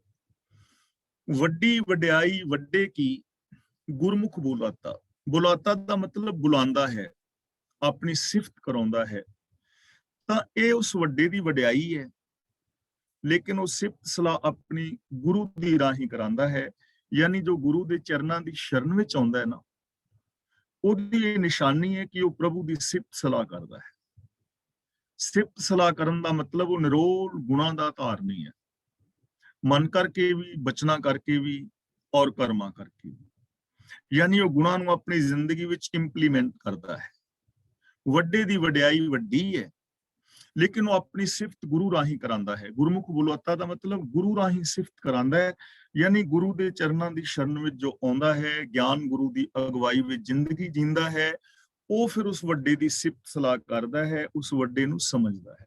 ਇਸ ਲਈ ਜੇ ਅਸੀਂ ਵੀ ਚਾਹੁੰਦੇ ਹਾਂ ਕਿ ਅਸੀਂ ਵੱਡੇ ਦੀਆਂ ਵਡਿਆਈਆਂ ਨੂੰ ਸਮਝੀਏ, ਸਾਡੀ ਜ਼ਿੰਦਗੀ ਵਿੱਚ ਮਹਾਨਤਾ ਆਵੇ, ਅਸੀਂ ਵੀ ਮਹਾਨ ਗੁਣਾਂ ਦੇ ਸਾਗਰ ਹੋ ਜਾਈਏ, ਤਾਂ ਉਹਦੇ ਵਾਸਤੇ ਇੱਕੋ ਹੀ ਸਾਧਨ ਹੈ ਸਾਡੇ ਕੋਲ ਕਿ ਅਸੀਂ ਗੁਰੂ ਸਾਹਿਬ ਜੀ ਦੀ ਪਾਵਨ ਬਾਣੀ ਆਪ ਪੜ੍ਹੀਏ, ਗੁਰਬਾਣੀ ਦੇ ਅਰਥ ਭਾਵਾਂ ਨੂੰ ਸਮਝੀਏ ਔਰ ਗੁਰਬਾਣੀ ਜੈਸਾ ਜੀਵਨ ਸਾਨੂੰ ਕਹਿ ਰਹੀ ਹੈ ਵੈਸਾ ਜੀਵਨ ਅਸੀਂ ਜੀਵੀਏ, ਮਨ, ਬਚਨ ਔਰ ਕਰਮ ਕਰਕੇ। ਤਾਂ ਅਸੀਂ ਉਸ ਪ੍ਰਭੂ ਦਾ ਮਿਲਾਪ ਦਾ ਆਨੰਦ ਮਾਣ ਸਕਦੇ ਹਾਂ। ਸ਼ਲੋਕ ਮਹਿਲਾ ਤੀਜਾ। ਪਾਇਆ ਹੰਸ ਕਿਆ ਪ੍ਰੀਤ ਹੈ, ਜੇ ਪਿਆ ਹੀ ਛੱਡ ਜਾਏ। ਇੱਥੇ ਹੰਸ ਦਾ ਮਤਲਬ ਹੈ ਸਾਡੀ ਪ੍ਰਾਨ ਸੱਤਿਆ। ਪਾਇਆ ਦਾ ਮਤਲਬ ਸਰੀਰ, ਪਿਆ ਦਾ ਮਤਲਬ ਪਿਆ ਹੋਇਆ ਹੀ। ਤਾਂ ਗੁਰੂ ਜੀ ਕਹਿੰਦੇ ਨੇ ਸਰੀਰ ਔਰ ਜੋ ਸਾਡੀ ਪ੍ਰਾਨ ਸੱਤਿਆ ਹੈ, ਜੀਵਨ ਦਾ ਜੋ ਸਾਡਾ ਸਿਸਟਮ ਹੈ, ਇਹਦੀ ਪ੍ਰੀਤ ਕੱਚੀ ਹੈ। ਕਿਆ ਪ੍ਰੀਤ ਹੈ ਦਾ ਮਤਲਬ ਪ੍ਰੀਤ ਕੱਚੀ ਹੈ, ਜੇ ਪਿਆ ਹੀ ਛੱਡ ਜਾਏ। ਜੋ ਪ੍ਰਾਨ ਸੱਤਿਆ ਇਸ ਸਰੀਰ ਨੂੰ ਪਿਆ ਹੋਇਆ ਹੀ ਛੱਡ ਜਾਂਦੀ ਹੈ। ਜਿਵੇਂ ਜਿਵੇਂ ਸਾਡਾ ਸਰੀਰ ਕਮਜ਼ੋਰ ਹੁੰਦਾ ਜਾਂਦਾ ਹੈ, ਆਖਿਰ ਸਰੀਰ ਮਰ ਜਾਂਦਾ ਹੈ, ਪ੍ਰਾਣ ਪੰਖੇਰੂ ਹੋ ਜਾਂਦੇ ਨੇ ਔਰ ਇਹ ਸਰੀਰ ਪਿਆ ਰਹਿ ਜਾਂਦਾ ਹੈ। ਕਾਇਆ ਹੰਸ ਕਿਆ ਪ੍ਰੀਤ ਹੈ, ਜੇ ਪਿਆ ਹੀ ਛੱਡ ਜਾਏ। ਜੋ ਪੈ ਨੂੰ ਹੀ ਛੱਡ ਜਾਂਦੀ ਹੈ, ਪ੍ਰਾਣ ਨਿਕਲ ਜਾਂਦੇ ਨੇ, ਪ੍ਰਾਣ ਸੱਤਿਆ ਅਲੱਗ ਹੋ ਜਾਂਦੀ ਹੈ, ਯਾਨੀ ਸਿਸਟਮ ਫੇਲ ਹੋ ਜਾਂਦਾ ਹੈ। ਇਸ ਨੂੰ ਕੂੜ ਬੋਲ ਕੇ ਖਵਾਲੀਐ, ਜੇ ਚੱਲਦਿਆਂ ਨਾਲ ਨਾ ਜਾਏ। ਤਾਂ ਇਹਨੇ ਪ੍ਰਾਣਾਂ ਦੇ ਨਾਲ ਤਾਂ ਜਾਣਾ ਨਹੀਂ, ਸਦਾ ਇਹਨੇ ਨਿਭਣਾ ਨਹੀਂ। ਚੱਲਦਿਆਂ ਨਾਲ ਨਾ ਜਾਏ ਦਾ ਮਤਲਬ ਇਹ ਸਰੀਰ ਨੇ ਸਦਾ ਜਿੰਦਾ ਨਹੀਂ ਰਹਿਣਾ। ਤਾਂ ਇਸ ਨੂੰ ਕੂੜ ਬੋਲ ਕੇ ਖਵਾਲੀਐ। ਫਿਰ ਇਹਨੂੰ ਝੂਠ ਬੋਲ ਬੋਲ ਕੇ ਕਿਉਂ ਕੁਛ ਖਵਾਇਆ ਜਾਏ, ਇਹਨੂੰ ਝੂਠ ਬੋਲ ਬੋਲ ਕੇ ਪਾਲਣ ਦਾ ਲਾਭ ਕੀ ਹੈ। ਚੱਲਦਿਆਂ ਨਾਲ ਨਾ ਜਾਏ ਦਾ ਮਤਲਬ ਕਿ ਇਹ ਸਰੀਰ ਨੇ ਸਦਾ ਨਹੀਂ ਰਹਿਣਾ।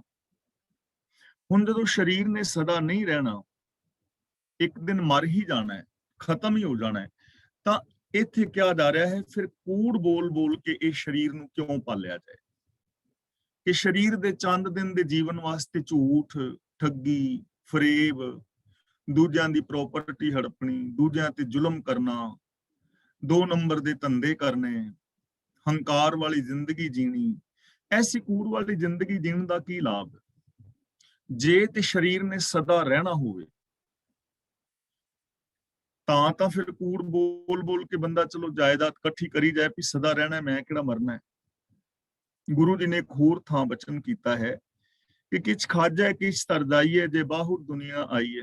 ਕੁਛ ਖਾਓ ਤੇ ਕੁਛ ਜਮਾ ਕਰਕੇ ਚਲੇ ਜਾਓ, ਬਹੁਤ ਸਾਰਾ ਧਨ।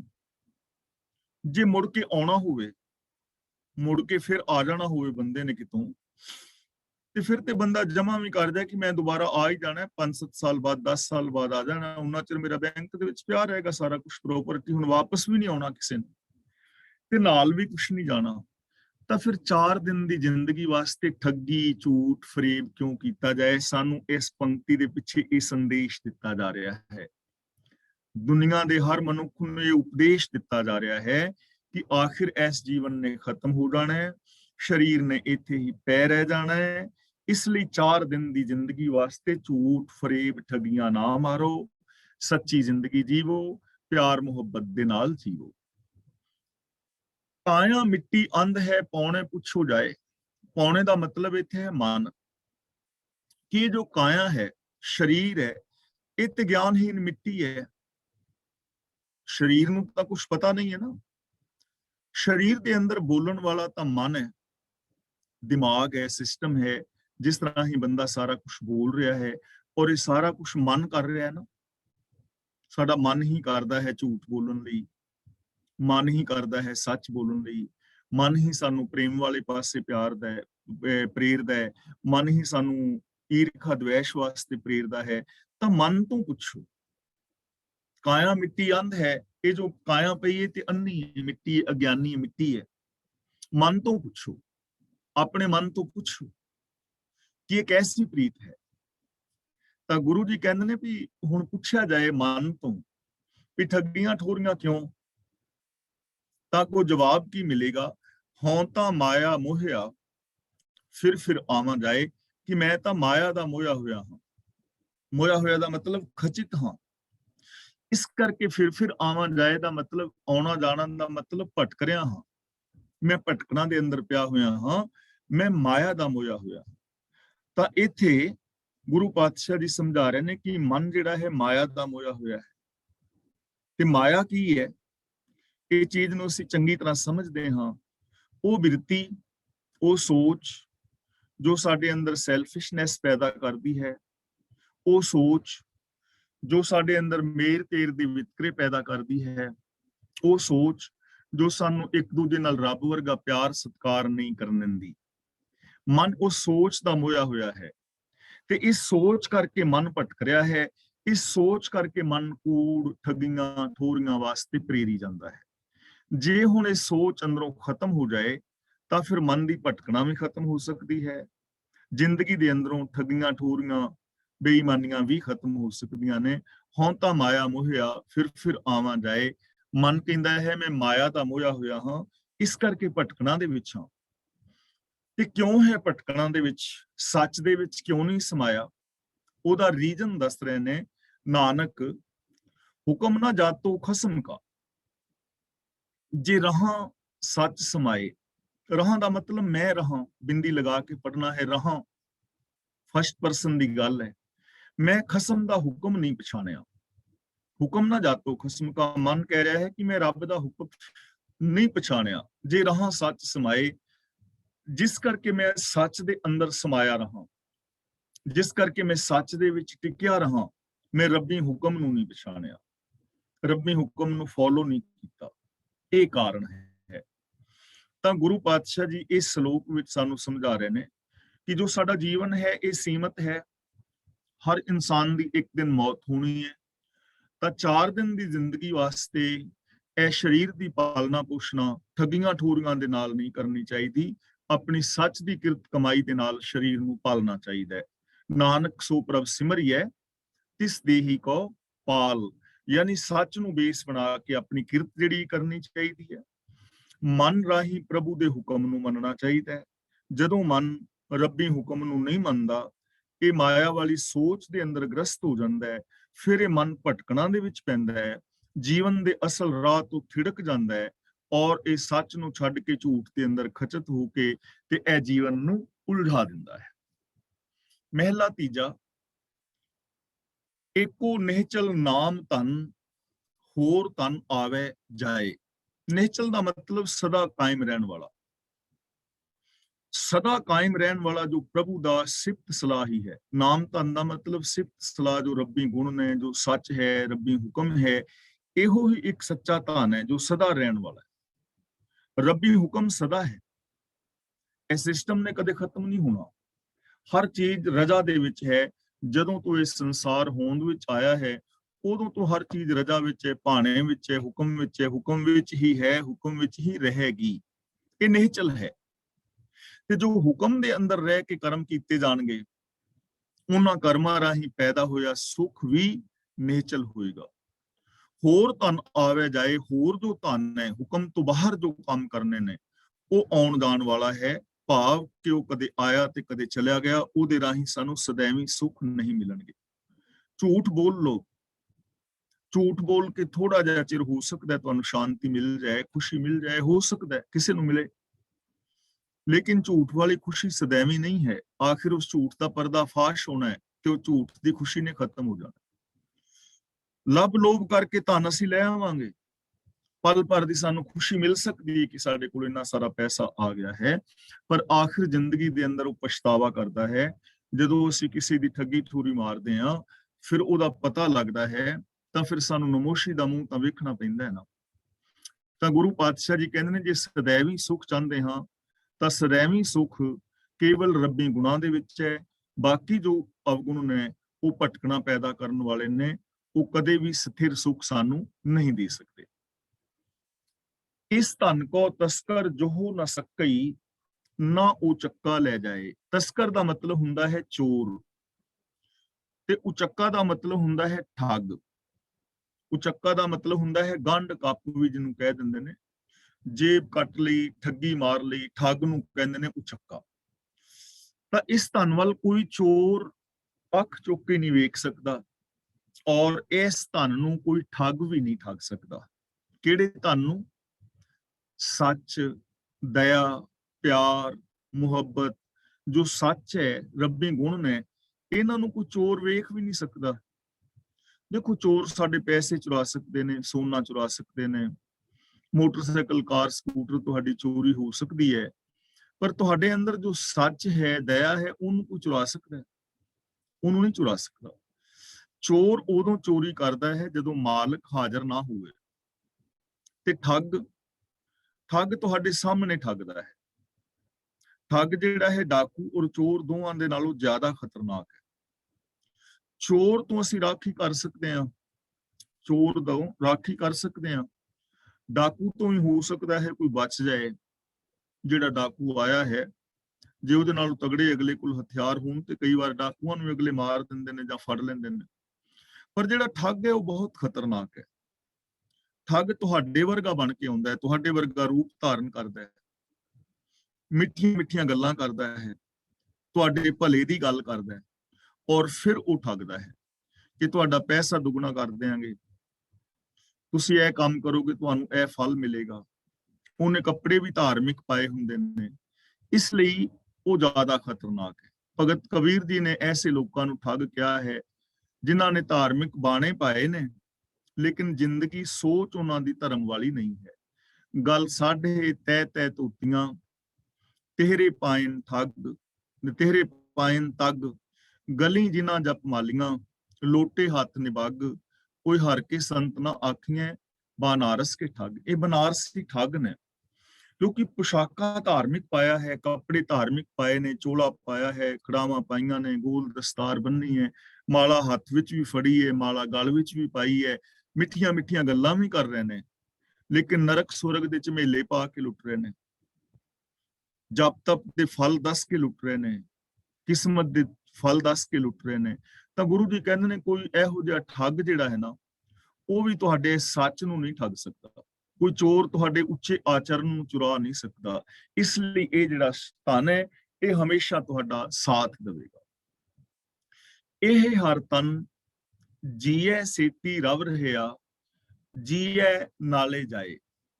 ਇਹ ਜੋ ਰੱਬ ਦਾ ਨਾਮ ਹੈ, ਹੁਕਮ ਹੈ, ਰੱਬੀ ਗੁਣ ਨੇ, ਇਹ ਜਿੰਦ ਦੇ ਨਾਲ ਹੀ ਰਹਿੰਦਾ ਹੈ ਔਰ ਜਿੰਦ ਦੇ ਨਾਲ ਹੀ ਜਾਂਦਾ ਹੈ। ਜੇ ਤੁਸੀਂ ਆਪਣੇ ਮਨ ਵਿੱਚ ਵਸਾ ਲਓ, ਆਪਣੀ ਸੋਚ ਅੰਦਰ, ਇਹਨੇ ਸੋਚ ਦੇ ਵਿੱਚ ਹੀ ਰਹਿਣਾ ਹੈ। ਜਿੱਥੇ ਜਾਓਗੇ ਸੋਚ ਨੇ ਤੁਹਾਡੇ ਨਾਲ ਜਾਣਾ ਹੈ, ਇਹ ਤੁਹਾਡਾ ਸਾਥ ਦੇਗਾ। ਜਿਨ੍ਹਾਂ ਦੀ ਸੋਚ ਸੱਚੀ ਸੁੱਚੀ ਹੈ, ਉਹ ਇੰਡੀਆ ਰਹਿਣ, ਪਾਕਿਸਤਾਨ ਰਹਿਣ, ਕੈਨੇਡਾ ਰਹਿਣ, ਅਮਰੀਕਾ ਰਹਿਣ, ਇੰਗਲੈਂਡ ਰਹਿਣ, ਚਾਈਨਾ ਰਹਿਣ, ਰਸ਼ੀਆ ਰਹਿਣ, ਉਹਨਾਂ ਦੀ ਸੋਚ ਹਮੇਸ਼ਾ ਸੱਚੀ ਰਹਿਣੀ ਹੈ।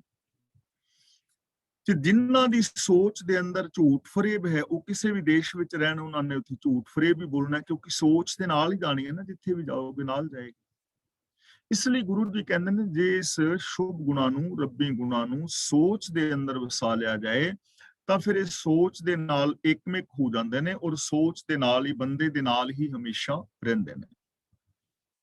ਪਰ ਇਹ ਗੁਣ ਮਿਲਣਗੇ ਕਿਵੇਂ ਔਰ ਕੌਣ ਇਹਨਾਂ ਗੁਣਾਂ ਤੋਂ ਵਾਂਝਾ ਰਹਿ ਜਾਂਦਾ ਹੈ?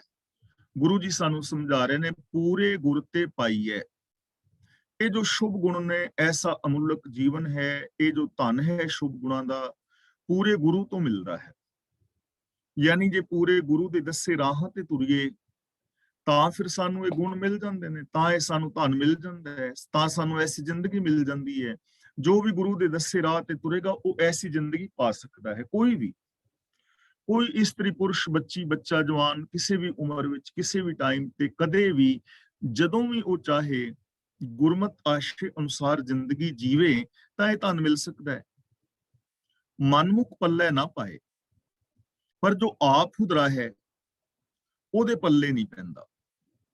ਜੇ ਕੋਈ ਗੁਰੂ ਦੀ ਗੱਲ ਨਾ ਮੰਨੇ, ਆਪ ਹੁਦਰੀਆਂ ਕਰੇ, ਚਲਾਕੀਆਂ ਕਰੇ, ਠੱਗੀਆਂ ਕਰੇ, ਤਾਂ ਫਿਰ ਇਹ ਸ਼ੁਭ ਗੁਣਾਂ ਦਾ ਧਨ ਪੱਲੇ ਚਲਾਕੀਆਂ ਨਾਲ ਨਹੀਂ ਪਾਈ ਪੈਂਦਾ, ਆਪ ਹੁਦਰਾਪਨ ਦੇ ਨਾਲ ਨਹੀਂ ਪੈਂਦਾ। ਸਾਨੂੰ ਕਿਸੇ ਨਿਯਮ ਨਿਯਮਾਵਲੀ ਦੇ ਅੰਦਰ ਰਹਿਣਾ ਪਵੇਗਾ ਨਾ। ਜੇ ਅਸੀਂ ਚਾਹੁੰਦੇ ਹਾਂ ਸਾਡੀ ਜ਼ਿੰਦਗੀ ਚੰਗੀ ਹੋਵੇ, ਤਾਂ ਸਾਨੂੰ ਆਪਣੀ ਸ਼ਬਦਾਵਲੀ, ਸਾਨੂੰ ਆਪਣੀ ਸੋਚ, ਆਪਣਾ ਬਿਹੇਵੀਅਰ, ਸਾਰਾ ਕੁਝ ਚੇਂਜ ਕਰਨਾ ਪਵੇਗਾ। ਕਿਸੇ ਸਿਸਟਮ ਦੇ ਅੰਦਰ ਰਹਿਣਾ ਪਵੇਗਾ ਨਾ, ਕਿਸੇ ਮਾਨ ਮਰਿਆਦਾ ਦੇ ਅੰਦਰ ਰਹਿਣਾ ਪਵੇਗਾ। ਵੱਡਿਆਂ ਦਾ ਸਤਿਕਾਰ, ਹਮ ਉਮਰ ਨਾਲ ਪਿਆਰ, ਛੋਟਿਆਂ ਦੇ ਨਾਲ ਸਨੇਹ ਕਰਨਾ ਹੋਏਗਾ, ਤਾਂ ਹੀ ਹੈ ਨਾ। ਤੇ ਜੇ ਕੋਈ ਆਪ ਹੁਦਰੀਆਂ ਕਰੇ, ਨਾ ਆਪਣੇ ਤੋਂ ਵੱਡੇ ਦਾ ਆਦਰ ਕਰੇ, ਨਾ ਹਮ ਉਮਰ ਨਾਲ ਪਿਆਰ ਕਰੇ, ਨਾ ਛੋਟਿਆਂ ਨਾਲ ਸਨੇਹ ਕਰੇ, ਨਾ ਸੱਚ ਬੋਲੇ, ਤਾਂ ਫਿਰ ਇਹ ਆਤਮਿਕ ਜੀਵਨ ਪੱਲੇ ਨਹੀਂ ਪਵੇਗਾ। ਧਨ ਵਪਾਰੀ ਨਾਨਕਾ, ਜਿਨ੍ਹਾਂ ਨਾਮ ਤਨ ਖੱਟਿਆ ਆਏ। ਗੁਰੂ ਪਾਤਸ਼ਾਹ ਜੀ ਕਹਿੰਦੇ ਨੇ, ਧਨ ਦਾ ਮਤਲਬ ਮੁਬਾਰਕ, ਭਾਗਾਂ ਵਾਲੇ। ਆਏ ਦਾ ਮਤਲਬ ਇੱਥੇ ਆ ਕੇ ਜਗਤ ਵਿੱਚ ਜਨਮ ਲੈ ਕੇ ਉਹ ਭਾਗਾਂ ਵਾਲੇ ਬਣ ਜਾ ਰਹੇ ਨੇ। ਜੀਵ ਨੇ, ਮਨੁੱਖ ਨੇ, ਇਸਤਰੀਆਂ ਪੁਰਸ਼ ਭਾਗਾਂ ਵਾਲੇ ਨੇ, ਜਿਨ੍ਹਾਂ ਨੇ ਜਨਮ ਲੈ ਕੇ ਜੀਵਨ ਜੀਂਦਿਆਂ ਇਹ ਨਾਮ ਤਨ ਖੱਟਿਆ ਹੈ, ਭਾਵ ਰੱਬੀ ਗੁਣਾਂ ਦਾ ਖਜ਼ਾਨਾ ਇਕੱਠਾ ਕੀਤਾ ਹੈ। ਗੁਣ ਵਿਹਾਜੇ ਨੇ, ਸੱਚ ਵਿਹਾਜਿਆ ਹੈ। ਜਿਨ੍ਹਾਂ ਨੇ ਸੱਚ ਨੂੰ ਬੇਸ ਬਣਾ ਕੇ ਆਪਣੀ ਜ਼ਿੰਦਗੀ ਜੀਵੀ ਹੈ, ਧਨਤਾ ਯੋਗ ਨੇ। ਹੁਣ ਦੇਖੋ, ਗੁਰੂ ਦੀ ਸ਼ਾਬਾਸ਼ੀ ਲੈਣੀ ਹੈ ਤਾਂ ਕਿੰਨਾ ਸੌਖਾ ਕੰਮ ਹੈ ਨਾ, ਕਿ ਅਸੀਂ ਗੁਣਾਂ ਦੇ ਵਪਾਰੀ ਹੋਈਏ, ਗੁਣਾਂ ਦੇ ਰਾਹਾਂ ਤੇ ਤੁਰੀਏ, ਗੁਣ ਖੱਟੀਏ, ਗੁਣ ਵਿਹਾਜੀਏ। ਸੰਸਾਰ ਵੱਲੋਂ ਵੀ ਮੁਬਾਰਕਬਾਦ ਮਿਲੇਗੀ। ਲੋਕ ਕਹਿਣਗੇ ਧਨਤਾ ਯੋਗ ਨੇ, ਵੀ ਇਹਨਾਂ ਦਾ ਜੀਵਨ ਧਨ ਹੈ, ਇਹਨਾਂ ਦਾ ਆਉਣਾ ਮੁਬਾਰਕ ਹੈ, ਇਹਨਾਂ ਦਾ ਆਉਣਾ ਸਫਲਾ ਹੈ। ਤਾਂ ਇਹ ਕੰਮ ਦੁਨੀਆ ਦਾ ਹਰ ਬੰਦਾ ਕਰ ਸਕਦਾ ਹੈ, ਜੇ ਕਰਨਾ ਚਾਹੇ। ਐਸੀ ਜ਼ਿੰਦਗੀ ਅਸੀਂ ਜੀ ਸਕਦੇ ਹਾਂ, ਬਸ਼ਰਤੇ ਕਿ ਜੀਣਾ ਚਾਹੀਏ। ਤਾਂ ਗੁਰੂ ਜੀ ਕਹਿੰਦੇ ਨੇ, ਧਨਤਾ ਯੋਗ ਨੇ ਉਹ ਜੀਵ ਵਣਜਾਰੇ, ਜਿਨ੍ਹਾਂ ਨੇ ਪ੍ਰਭੂ ਦੇ ਗੁਣਾਂ ਦਾ ਧਨ ਖੱਟਿਆ ਹੈ, ਭਾਵ ਜਿਨ੍ਹਾਂ ਨੇ ਗੁਣਾਂ ਵਾਲੀ ਜ਼ਿੰਦਗੀ ਜੀਵੀ ਹੈ। ਪੌੜੀ, ਮੇਰਾ ਸਾਹਿਬ ਅਤ ਵੱਡਾ, ਸੱਚ ਗਹਿਰ ਗੰਭੀਰਾ। ਗਹਿਰ ਦਾ ਮਤਲਬ ਡੂੰਘਾ, ਤੇ ਗੰਭੀਰ ਦਾ ਮਤਲਬ ਧੀਰਜ ਵਾਲਾ। ਮੇਰਾ ਪ੍ਰਭੂ ਬਹੁਤ ਵੱਡਾ ਹੈ। ਸੱਚ ਦਾ ਮਤਲਬ ਸਦਾ ਕਾਇਮ ਰਹਿਣ ਵਾਲਾ ਹੈ। ਗਹਿਰ ਦਾ ਮਤਲਬ ਬਹੁਤ ਗਹਿਰਾ, ਗੁਣਾਂ ਦਾ ਸਾਗਰ ਹੈ। ਤੇ ਗੰਭੀਰਾ ਦਾ ਮਤਲਬ ਧੀਰਜ ਵਾਲਾ ਹੈ, ਵੱਡੇ ਜਿਗਰੇ ਵਾਲਾ ਹੈ। ਹੁਣ ਦੇਖੋ ਰੱਬ ਦੀਆਂ ਵਡਿਆਈਆਂ ਦੱਸ ਰਹੇ ਨੇ, ਇੱਕ ਤਾਂ ਸਦਾ ਕਾਇਮ ਰਹਿਣ ਵਾਲਾ ਹੈ, ਗਹਿਰੇ ਗੁਣਾਂ ਦਾ ਸਾਗਰ ਹੈ, ਔਰ ਗੰਭੀਰ ਧੀਰਜ ਵਾਲਾ, ਵੱਡੇ ਜਿਗਰੇ ਵਾਲਾ ਹੈ। ਤੇ ਹੁਣ ਸਵਾਲ ਪੈਦਾ ਹੁੰਦਾ ਹੈ ਕਿ ਜਿਹੜਾ ਬਹੁਤ ਵੱਡਾ ਹੈ, ਜੋ ਸदैव ਹੈ, ਸਦਾ ਕਾਇਮ ਰਹਿਣ ਵਾਲਾ ਹੈ, ਜੋ ਡੂੰਘੇ ਗੁਣਾਂ ਦਾ ਸਾਗਰ ਹੈ, ਔਰ ਜੋ ਬੜੇ ਧੀਰਜ ਵਾਲਾ, ਉਹ ਹੈ ਕਿੱਥੇ? ਉਹ ਹੈ ਕਿੱਥੇ? ਤਾਂ ਗੁਰੂ ਜੀ ਕਹਿੰਦੇ ਨੇ ਘਟ ਘਟ ਮੈਂ ਹਰ ਜੂ ਵਸੈ, ਸਭ ਮੈਂ ਜੋਤ ਜੋਤ ਹੈ ਸੋਇ। ਹਰ ਇੱਕ ਦੇ ਅੰਦਰ, ਤੁਹਾਡੇ ਅੰਦਰ। ਔਰ ਤੁਸੀਂ ਕੌਣ ਹੋ? ਮੈਂ ਕੌਣ ਹਾਂ? ਮਨ, ਤੂੰ ਜੋਤ ਸਰੂਪ ਹੈ, ਆਪਣਾ ਮੂਲ ਪਛਾਣ। ਅਸੀਂ ਉਸ ਗਹਿਰ ਗੰਭੀਰ ਦੇ ਹੀ ਰੂਪ ਹਾਂ, ਉਹਦਾ ਹੀ ਰੂਪ ਹਾਂ, ਸਾਡੇ ਅੰਦਰ ਹੀ ਹੈ ਉਹ। ਤਾਂ ਇਥੋਂ ਸਾਡੇ ਵਾਸਤੇ ਕੈਸੀ ਪੋਜ਼ਿਟਿਵਿਟੀ ਔਰ ਸਕਾਰਾਤਮਕਤਾ ਨਿਕਲ ਰਹੀ ਹੈ, ਸਾਡੇ ਵਾਸਤੇ ਕਿਹੜੀ ਵੱਡੀ ਸੰਭਾਵਨਾ ਹੈ ਹਰ ਮਨੁੱਖ ਲਈ, ਕਿ ਅਨੰਤ ਗੁਣਾਂ ਦਾ ਸਾਗਰ ਸਾਡੇ ਅੰਦਰ ਹੀ ਹੈ, ਬਾਹਰ ਨਹੀਂ ਹੈ। ਸਦਾ ਕਾਇਮ ਰਹਿਣ ਵਾਲਾ ਸੱਚ ਸਾਡੇ ਅੰਦਰ ਹੈ, ਵੱਡਾ ਜਿਗਰਾ ਸਾਡੇ ਅੰਦਰ ਹੈ। ਭਾਵ ਜੇ ਅਸੀਂ ਚਾਹੀਏ ਤਾਂ ਆਪਣੇ ਅੰਦਰੋਂ ਅਨੰਤ ਗੁਣ ਪ੍ਰਗਟ ਕਰ ਸਕਦੇ ਹਾਂ। ਜੇ ਅਸੀਂ ਚਾਹੀਏ ਤਾਂ ਅਸੀਂ ਧੀਰਜਵਾਨ, ਵੱਡੇ ਧੀਰਜ ਵਾਲੇ ਹੋ ਸਕਦੇ ਹਾਂ, ਜੇ ਅਸੀਂ ਯੂਜ਼ ਕਰੀਏ ਇਹਨਾਂ ਚੀਜ਼ਾਂ ਨੂੰ। ਸੱਚ ਸਾਡੇ ਅੰਦਰ ਹੈ ਜੇ ਅਸੀਂ ਯੂਜ਼ ਕਰੀਏ, ਪਰ ਅਸੀਂ ਯੂਜ਼ ਨਹੀਂ ਨਾ ਕਰਦੇ। ਅਸੀਂ ਧੀਰਜ ਨੂੰ ਯੂਜ਼ ਹੀ ਨਹੀਂ ਕਰਦੇ। ਨਿੱਕੀ ਜੀ ਸਾਨੂੰ ਗੱਲ ਕਹੇ ਅਸੀਂ ਕਲਪ ਜਾਂਦੇ ਹਾਂ, ਬਿਲਕੁਲ ਇੱਕ ਪਲ ਵਿੱਚ ਕਲਪ ਜਾਂਦੇ ਹਾਂ, ਗੁੱਸਾ ਹੋ ਜਾਂਦੇ ਹਾਂ, ਇੱਕ ਦੂਜੇ ਤੋਂ ਦੂਰ ਜਾਣ ਦੀ ਟਰਾਈ ਕਰਦੇ ਹਾਂ, ਲੜਨ ਮਰਨ ਵਾਸਤੇ ਇੱਕ ਪਲ ਵੀ ਨਹੀਂ ਲੱਗਦਾ, ਧੀਰਜ ਗਵਾ ਬੈਂਦੇ ਆ। ਰੀਜਨ ਕੀ ਹੈ ਕਿ ਇਸ ਅੰਦਰਲੇ ਧੀਰਜ ਨੂੰ ਯੂਜ਼ ਹੀ ਨਹੀਂ ਕਰਦੇ। ਸਾਨੂੰ ਕੋਈ ਛੋਟੀ ਜੀ ਗੱਲ ਪੁੱਛੇ ਅਸੀਂ ਝੂਠ ਬੋਲ ਦਿੰਦੇ ਆ, ਕਾਰਨ ਸੱਚ ਤੇ ਅੰਦਰ ਹੈ ਪਰ ਸੱਚ ਨੂੰ ਯੂਜ਼ ਨਹੀਂ ਕਰ ਰਹੇ। ਅੰਦਰ ਅਨੰਤ ਗੁਣਾਂ ਦਾ ਸਾਗਰ ਹੈ ਪਰ ਔਗਣ ਕਮਾ ਰਹੇ ਆ, ਅਸੀਂ ਯੂਜ਼ ਨਹੀਂ ਕਰ ਰਹੇ। ਤਾਂ ਗੁਰੂ ਪਾਤਸ਼ਾਹ ਜੀ ਕਹਿੰਦੇ ਨੇ ਮੇਰਾ ਪ੍ਰਭੂ ਬਹੁਤ ਵੱਡਾ ਹੈ, ਸਦਾ ਕਾਇਮ ਰਹਿਣ ਵਾਲਾ ਹੈ, ਅਨੰਤ ਗੁਣਾਂ ਦਾ ਗਹਿਰਾ ਸਾਗਰ ਹੈ, ਬੜੇ ਵੱਡੇ ਜਿਗਰੇ ਵਾਲਾ ਹੈ। ਤੇ ਦੂਜੀ ਗੱਲ ਕਿ ਉਹ ਸਾਡੇ ਅੰਦਰ ਹੈ, ਅਸੀਂ ਸਾਰੇ ਉਹਦਾ ਰੂਪ ਹਾਂ, ਸਾਡੇ ਅੰਦਰ ਇਹ ਸੰਭਾਵਨਾਵਾਂ ਨੇ। ਸਾਨੂੰ ਇਹਨਾਂ ਚੀਜ਼ਾਂ ਨੂੰ ਪਛਾਣਨਾ ਚਾਹੀਦਾ ਹੈ ਔਰ ਐਸੇ ਬਣਨ ਦੀ ਟਰਾਈ ਕਰਨੀ ਚਾਹੀਦੀ ਹੈ। ਸਭ ਜਗ ਤਿਸ ਕੈ ਵਸ ਹੈ, ਸਭ ਤਿਸ ਕਾ ਚੀਰਾ। ਚੀਰਾ ਦਾ ਮਤਲਬ ਹੁੰਦਾ ਹੈ ਪੱਲਾ, ਖਲਾਰਾ, ਯਾਨੀ ਆਸਰਾ। ਸਭ ਜਗ ਤਿਸ ਕੈ ਵਸ ਹੈ, ਸਾਰਾ ਸੰਸਾਰ ਉਹਦੇ ਵਸ ਵਿੱਚ ਹੈ। ਵਸ ਵਿੱਚ ਕਿਵੇਂ ਹੈ? ਕਿਉਂਕਿ ਹੁਕਮ ਦੇ ਵਿੱਚ ਹੈ ਨਾ, ਹੁਕਮ ਦੇ ਅੰਦਰ ਹੈ, ਹੁਕਮੇ ਅੰਦਰ ਸਭ ਕੋ। ਦੁਨੀਆ ਦੀ ਕੋਈ ਵੀ ਸ਼ੈ ਹੁਕਮ ਤੋਂ ਬਾਹਰ ਨਹੀਂ ਹੈ, ਸਿਸਟਮ ਤੋਂ ਬਾਹਰ ਨਹੀਂ ਹੈ। ਚਾਹੇ ਧਰਤੀ ਹੈ, ਚੰद्रमा ਹੈ, ਸੂਰਜ ਹੈ, ਹਵਾ ਹੈ, ਪੌਣ ਹੈ, ਪਾਣੀ ਹੈ, ਕੁਝ ਵੀ ਹੈ, ਸਾਰਾ ਕੁਝ ਹੁਕਮ ਦੇ ਵਿੱਚ ਹੈ ਨਾ। ਸਿਸਟਮ ਤੋਂ ਬਾਹਰ ਤਾਂ ਕੁਝ ਵੀ ਨਹੀਂ। ਧੂਲ ਦਾ ਇੱਕ ਕਣ ਵੀ ਸਿਸਟਮ ਤੋਂ ਬਾਹਰ ਹਰਕਤ ਨਹੀਂ ਕਰ ਸਕਦਾ। ਸਭ ਤਿਸ ਕਾ ਚੀਰਾ, ਤੇ ਇਹ ਸਾਰਾ ਖਲਾਰਾ ਜਿਹੜਾ ਹੈ ਨਾ, ਇਹ ਉਸੇ ਦਾ ਹੀ। ਚੀਰਾ ਦਾ ਮਤਲਬ ਖਲਾਰਾ। ਇਹ ਜਗਤ ਦਾ ਸਾਰਾ ਖਲਾਰਾ ਉਸੇ ਦਾ ਹੈ, ਉਹ ਆਪ ਹੀ ਪਸਰਿਆ ਹੋਇਆ ਹੈ। ਹਰ ਚੀਜ਼ ਉਸੇ ਦਾ ਹੀ ਰੂਪ ਹੈ ਔਰ ਹਰ ਸ਼ੈ ਉਹਦੇ ਹੁਕਮ ਵਿੱਚ ਹੈ ਔਰ ਹਰ ਸ਼ੈ ਉਹਦੇ ਹੀ ਆਸਰੇ ਹੈ। ਗੁਰ ਪ੍ਰਸਾਦੀ ਪਾਈਐ ਨਿਹਚਲ ਧਨ ਧੀਰਾ। ਧੀਰਾ ਦਾ ਮਤਲਬ ਧੀਰਜ ਵਾਲਾ, ਕਾਇਮ ਰਹਿਣ ਵਾਲਾ। ਧਨ ਧੀਰਾ ਦਾ ਮਤਲਬ ਸਦਾ ਥਿਰ ਰਹਿਣ ਵਾਲਾ ਧਨ। ਉਹ ਧਨ ਜਿਹੜਾ ਸਦਾ ਥਿਰ ਰਹਿਣ ਵਾਲਾ ਹੈ। ਸਾਡਾ ਜੋ ਧਨ ਹੈ, ਪੈਸੇ ਨੇ, ਪ੍ਰੋਪਰਟੀ ਹੈ, ਇਹ ਸਦਾ ਥਿਰ ਰਹਿਣ ਵਾਲੀ ਨਹੀਂ ਹੈ ਨਾ। ਬੈਂਕ ਅਕਾਊਂਟ ਵਿੱਚ ਪੈਸੇ ਜਮਾ ਨਾ ਕਰਾਓ ਤੇ ਕਢਾਈ ਜਾਓ, ਜਿੱਡਾ ਮਰਜੀ ਵੱਡਾ ਬੈਂਕ ਬੈਲੈਂਸ ਹੋ, ਇੱਕ ਦਿਨ ਖਤਮ ਹੋ ਜਾਏਗਾ ਨਾ। ਕਢਾਈ ਜਾਓਗੇ, ਪਾਓਗੇ ਨਹੀਂ ਤਾਂ ਖਤਮ ਹੋ ਜਾਏਗਾ, ਖਰਚਾਂਗੇ ਖਤਮ ਹੋ ਜਾਏਗਾ। ਪਰ ਗੁਰੂ ਪਾਤਸ਼ਾਹ ਜੀ ਕਹਿੰਦੇ ਨੇ ਜੋ ਸੱਚ ਹੈ ਇਹ ਐਸਾ ਧਨ ਹੈ ਕਿ ਇਹਨੇ ਕਦੇ ਮੁੱਕਣਾ ਨਹੀਂ, ਸਦਾ ਰਹਿਣ ਵਾਲਾ ਹੈ। ਜਿੰਨਾ ਖਰਚੋਗੇ ਵਧੇਗਾ, ਘਟੇਗਾ ਨਹੀਂ।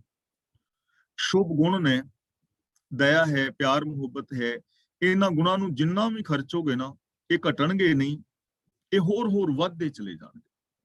ਤਾਂ ਗੁਰੂ ਪਾਤਸ਼ਾਹ ਜੀ ਕਹਿੰਦੇ ਨੇ ਕਿ ਪ੍ਰਭੂ ਦਾ ਜੋ ਸੱਚ ਰੂਪ ਧਨ ਹੈ, ਗੁਣ ਰੂਪ ਧਨ ਹੈ, ਇਹ ਸਦਾ ਥਿਰ ਰਹਿਣ ਵਾਲਾ ਹੈ। ਪਰ ਇਹ ਗੁਣ ਰੂਪ ਜੋ ਧਨ ਹੈ, ਗੁਰ ਪ੍ਰਸਾਦੀ ਪਾਈ ਹੈ, ਗੁਰੂ ਦੀ ਕਿਰਪਾ ਰਾਹੀਂ ਮਿਲਦਾ ਹੈ। ਯਾਨੀ ਗੁਰੂ ਦੇ ਦੱਸੇ ਰਾਹਾਂ ਤੇ ਚੱਲਿਆ ਮਿਲਦਾ ਹੈ। ਗਿਆਨ ਗੁਰੂ ਦੀ ਅਗਵਾਈ ਵਿੱਚ ਤੁਰਿਆ ਇਹ ਗੁਣਾਂ ਦਾ ਧਨ ਜਿਹੜਾ ਹੈ ਉਹ ਸਾਨੂੰ ਪ੍ਰਾਪਤ ਹੁੰਦਾ ਹੈ। ਕਿਰਪਾ ਤੇ ਹਰ ਮਨ ਵਸੈ, ਭੇਟੈ ਗੁਰ ਸੂਰਾ। ਭੇਟੇ ਦਾ ਮਤਲਬ ਮਿਲਦਾ ਹੈ, ਭੇਟੈ ਗੁਰੂ ਦਾ ਮਤਲਬ ਜਿਨ੍ਹਾਂ ਨੂੰ ਗੁਰੂ ਮਿਲਦਾ ਹੈ, ਗੁਰੂ ਸੂਰਮਾ ਜਿਨ੍ਹਾਂ ਨੂੰ ਮਿਲਦਾ ਹੈ।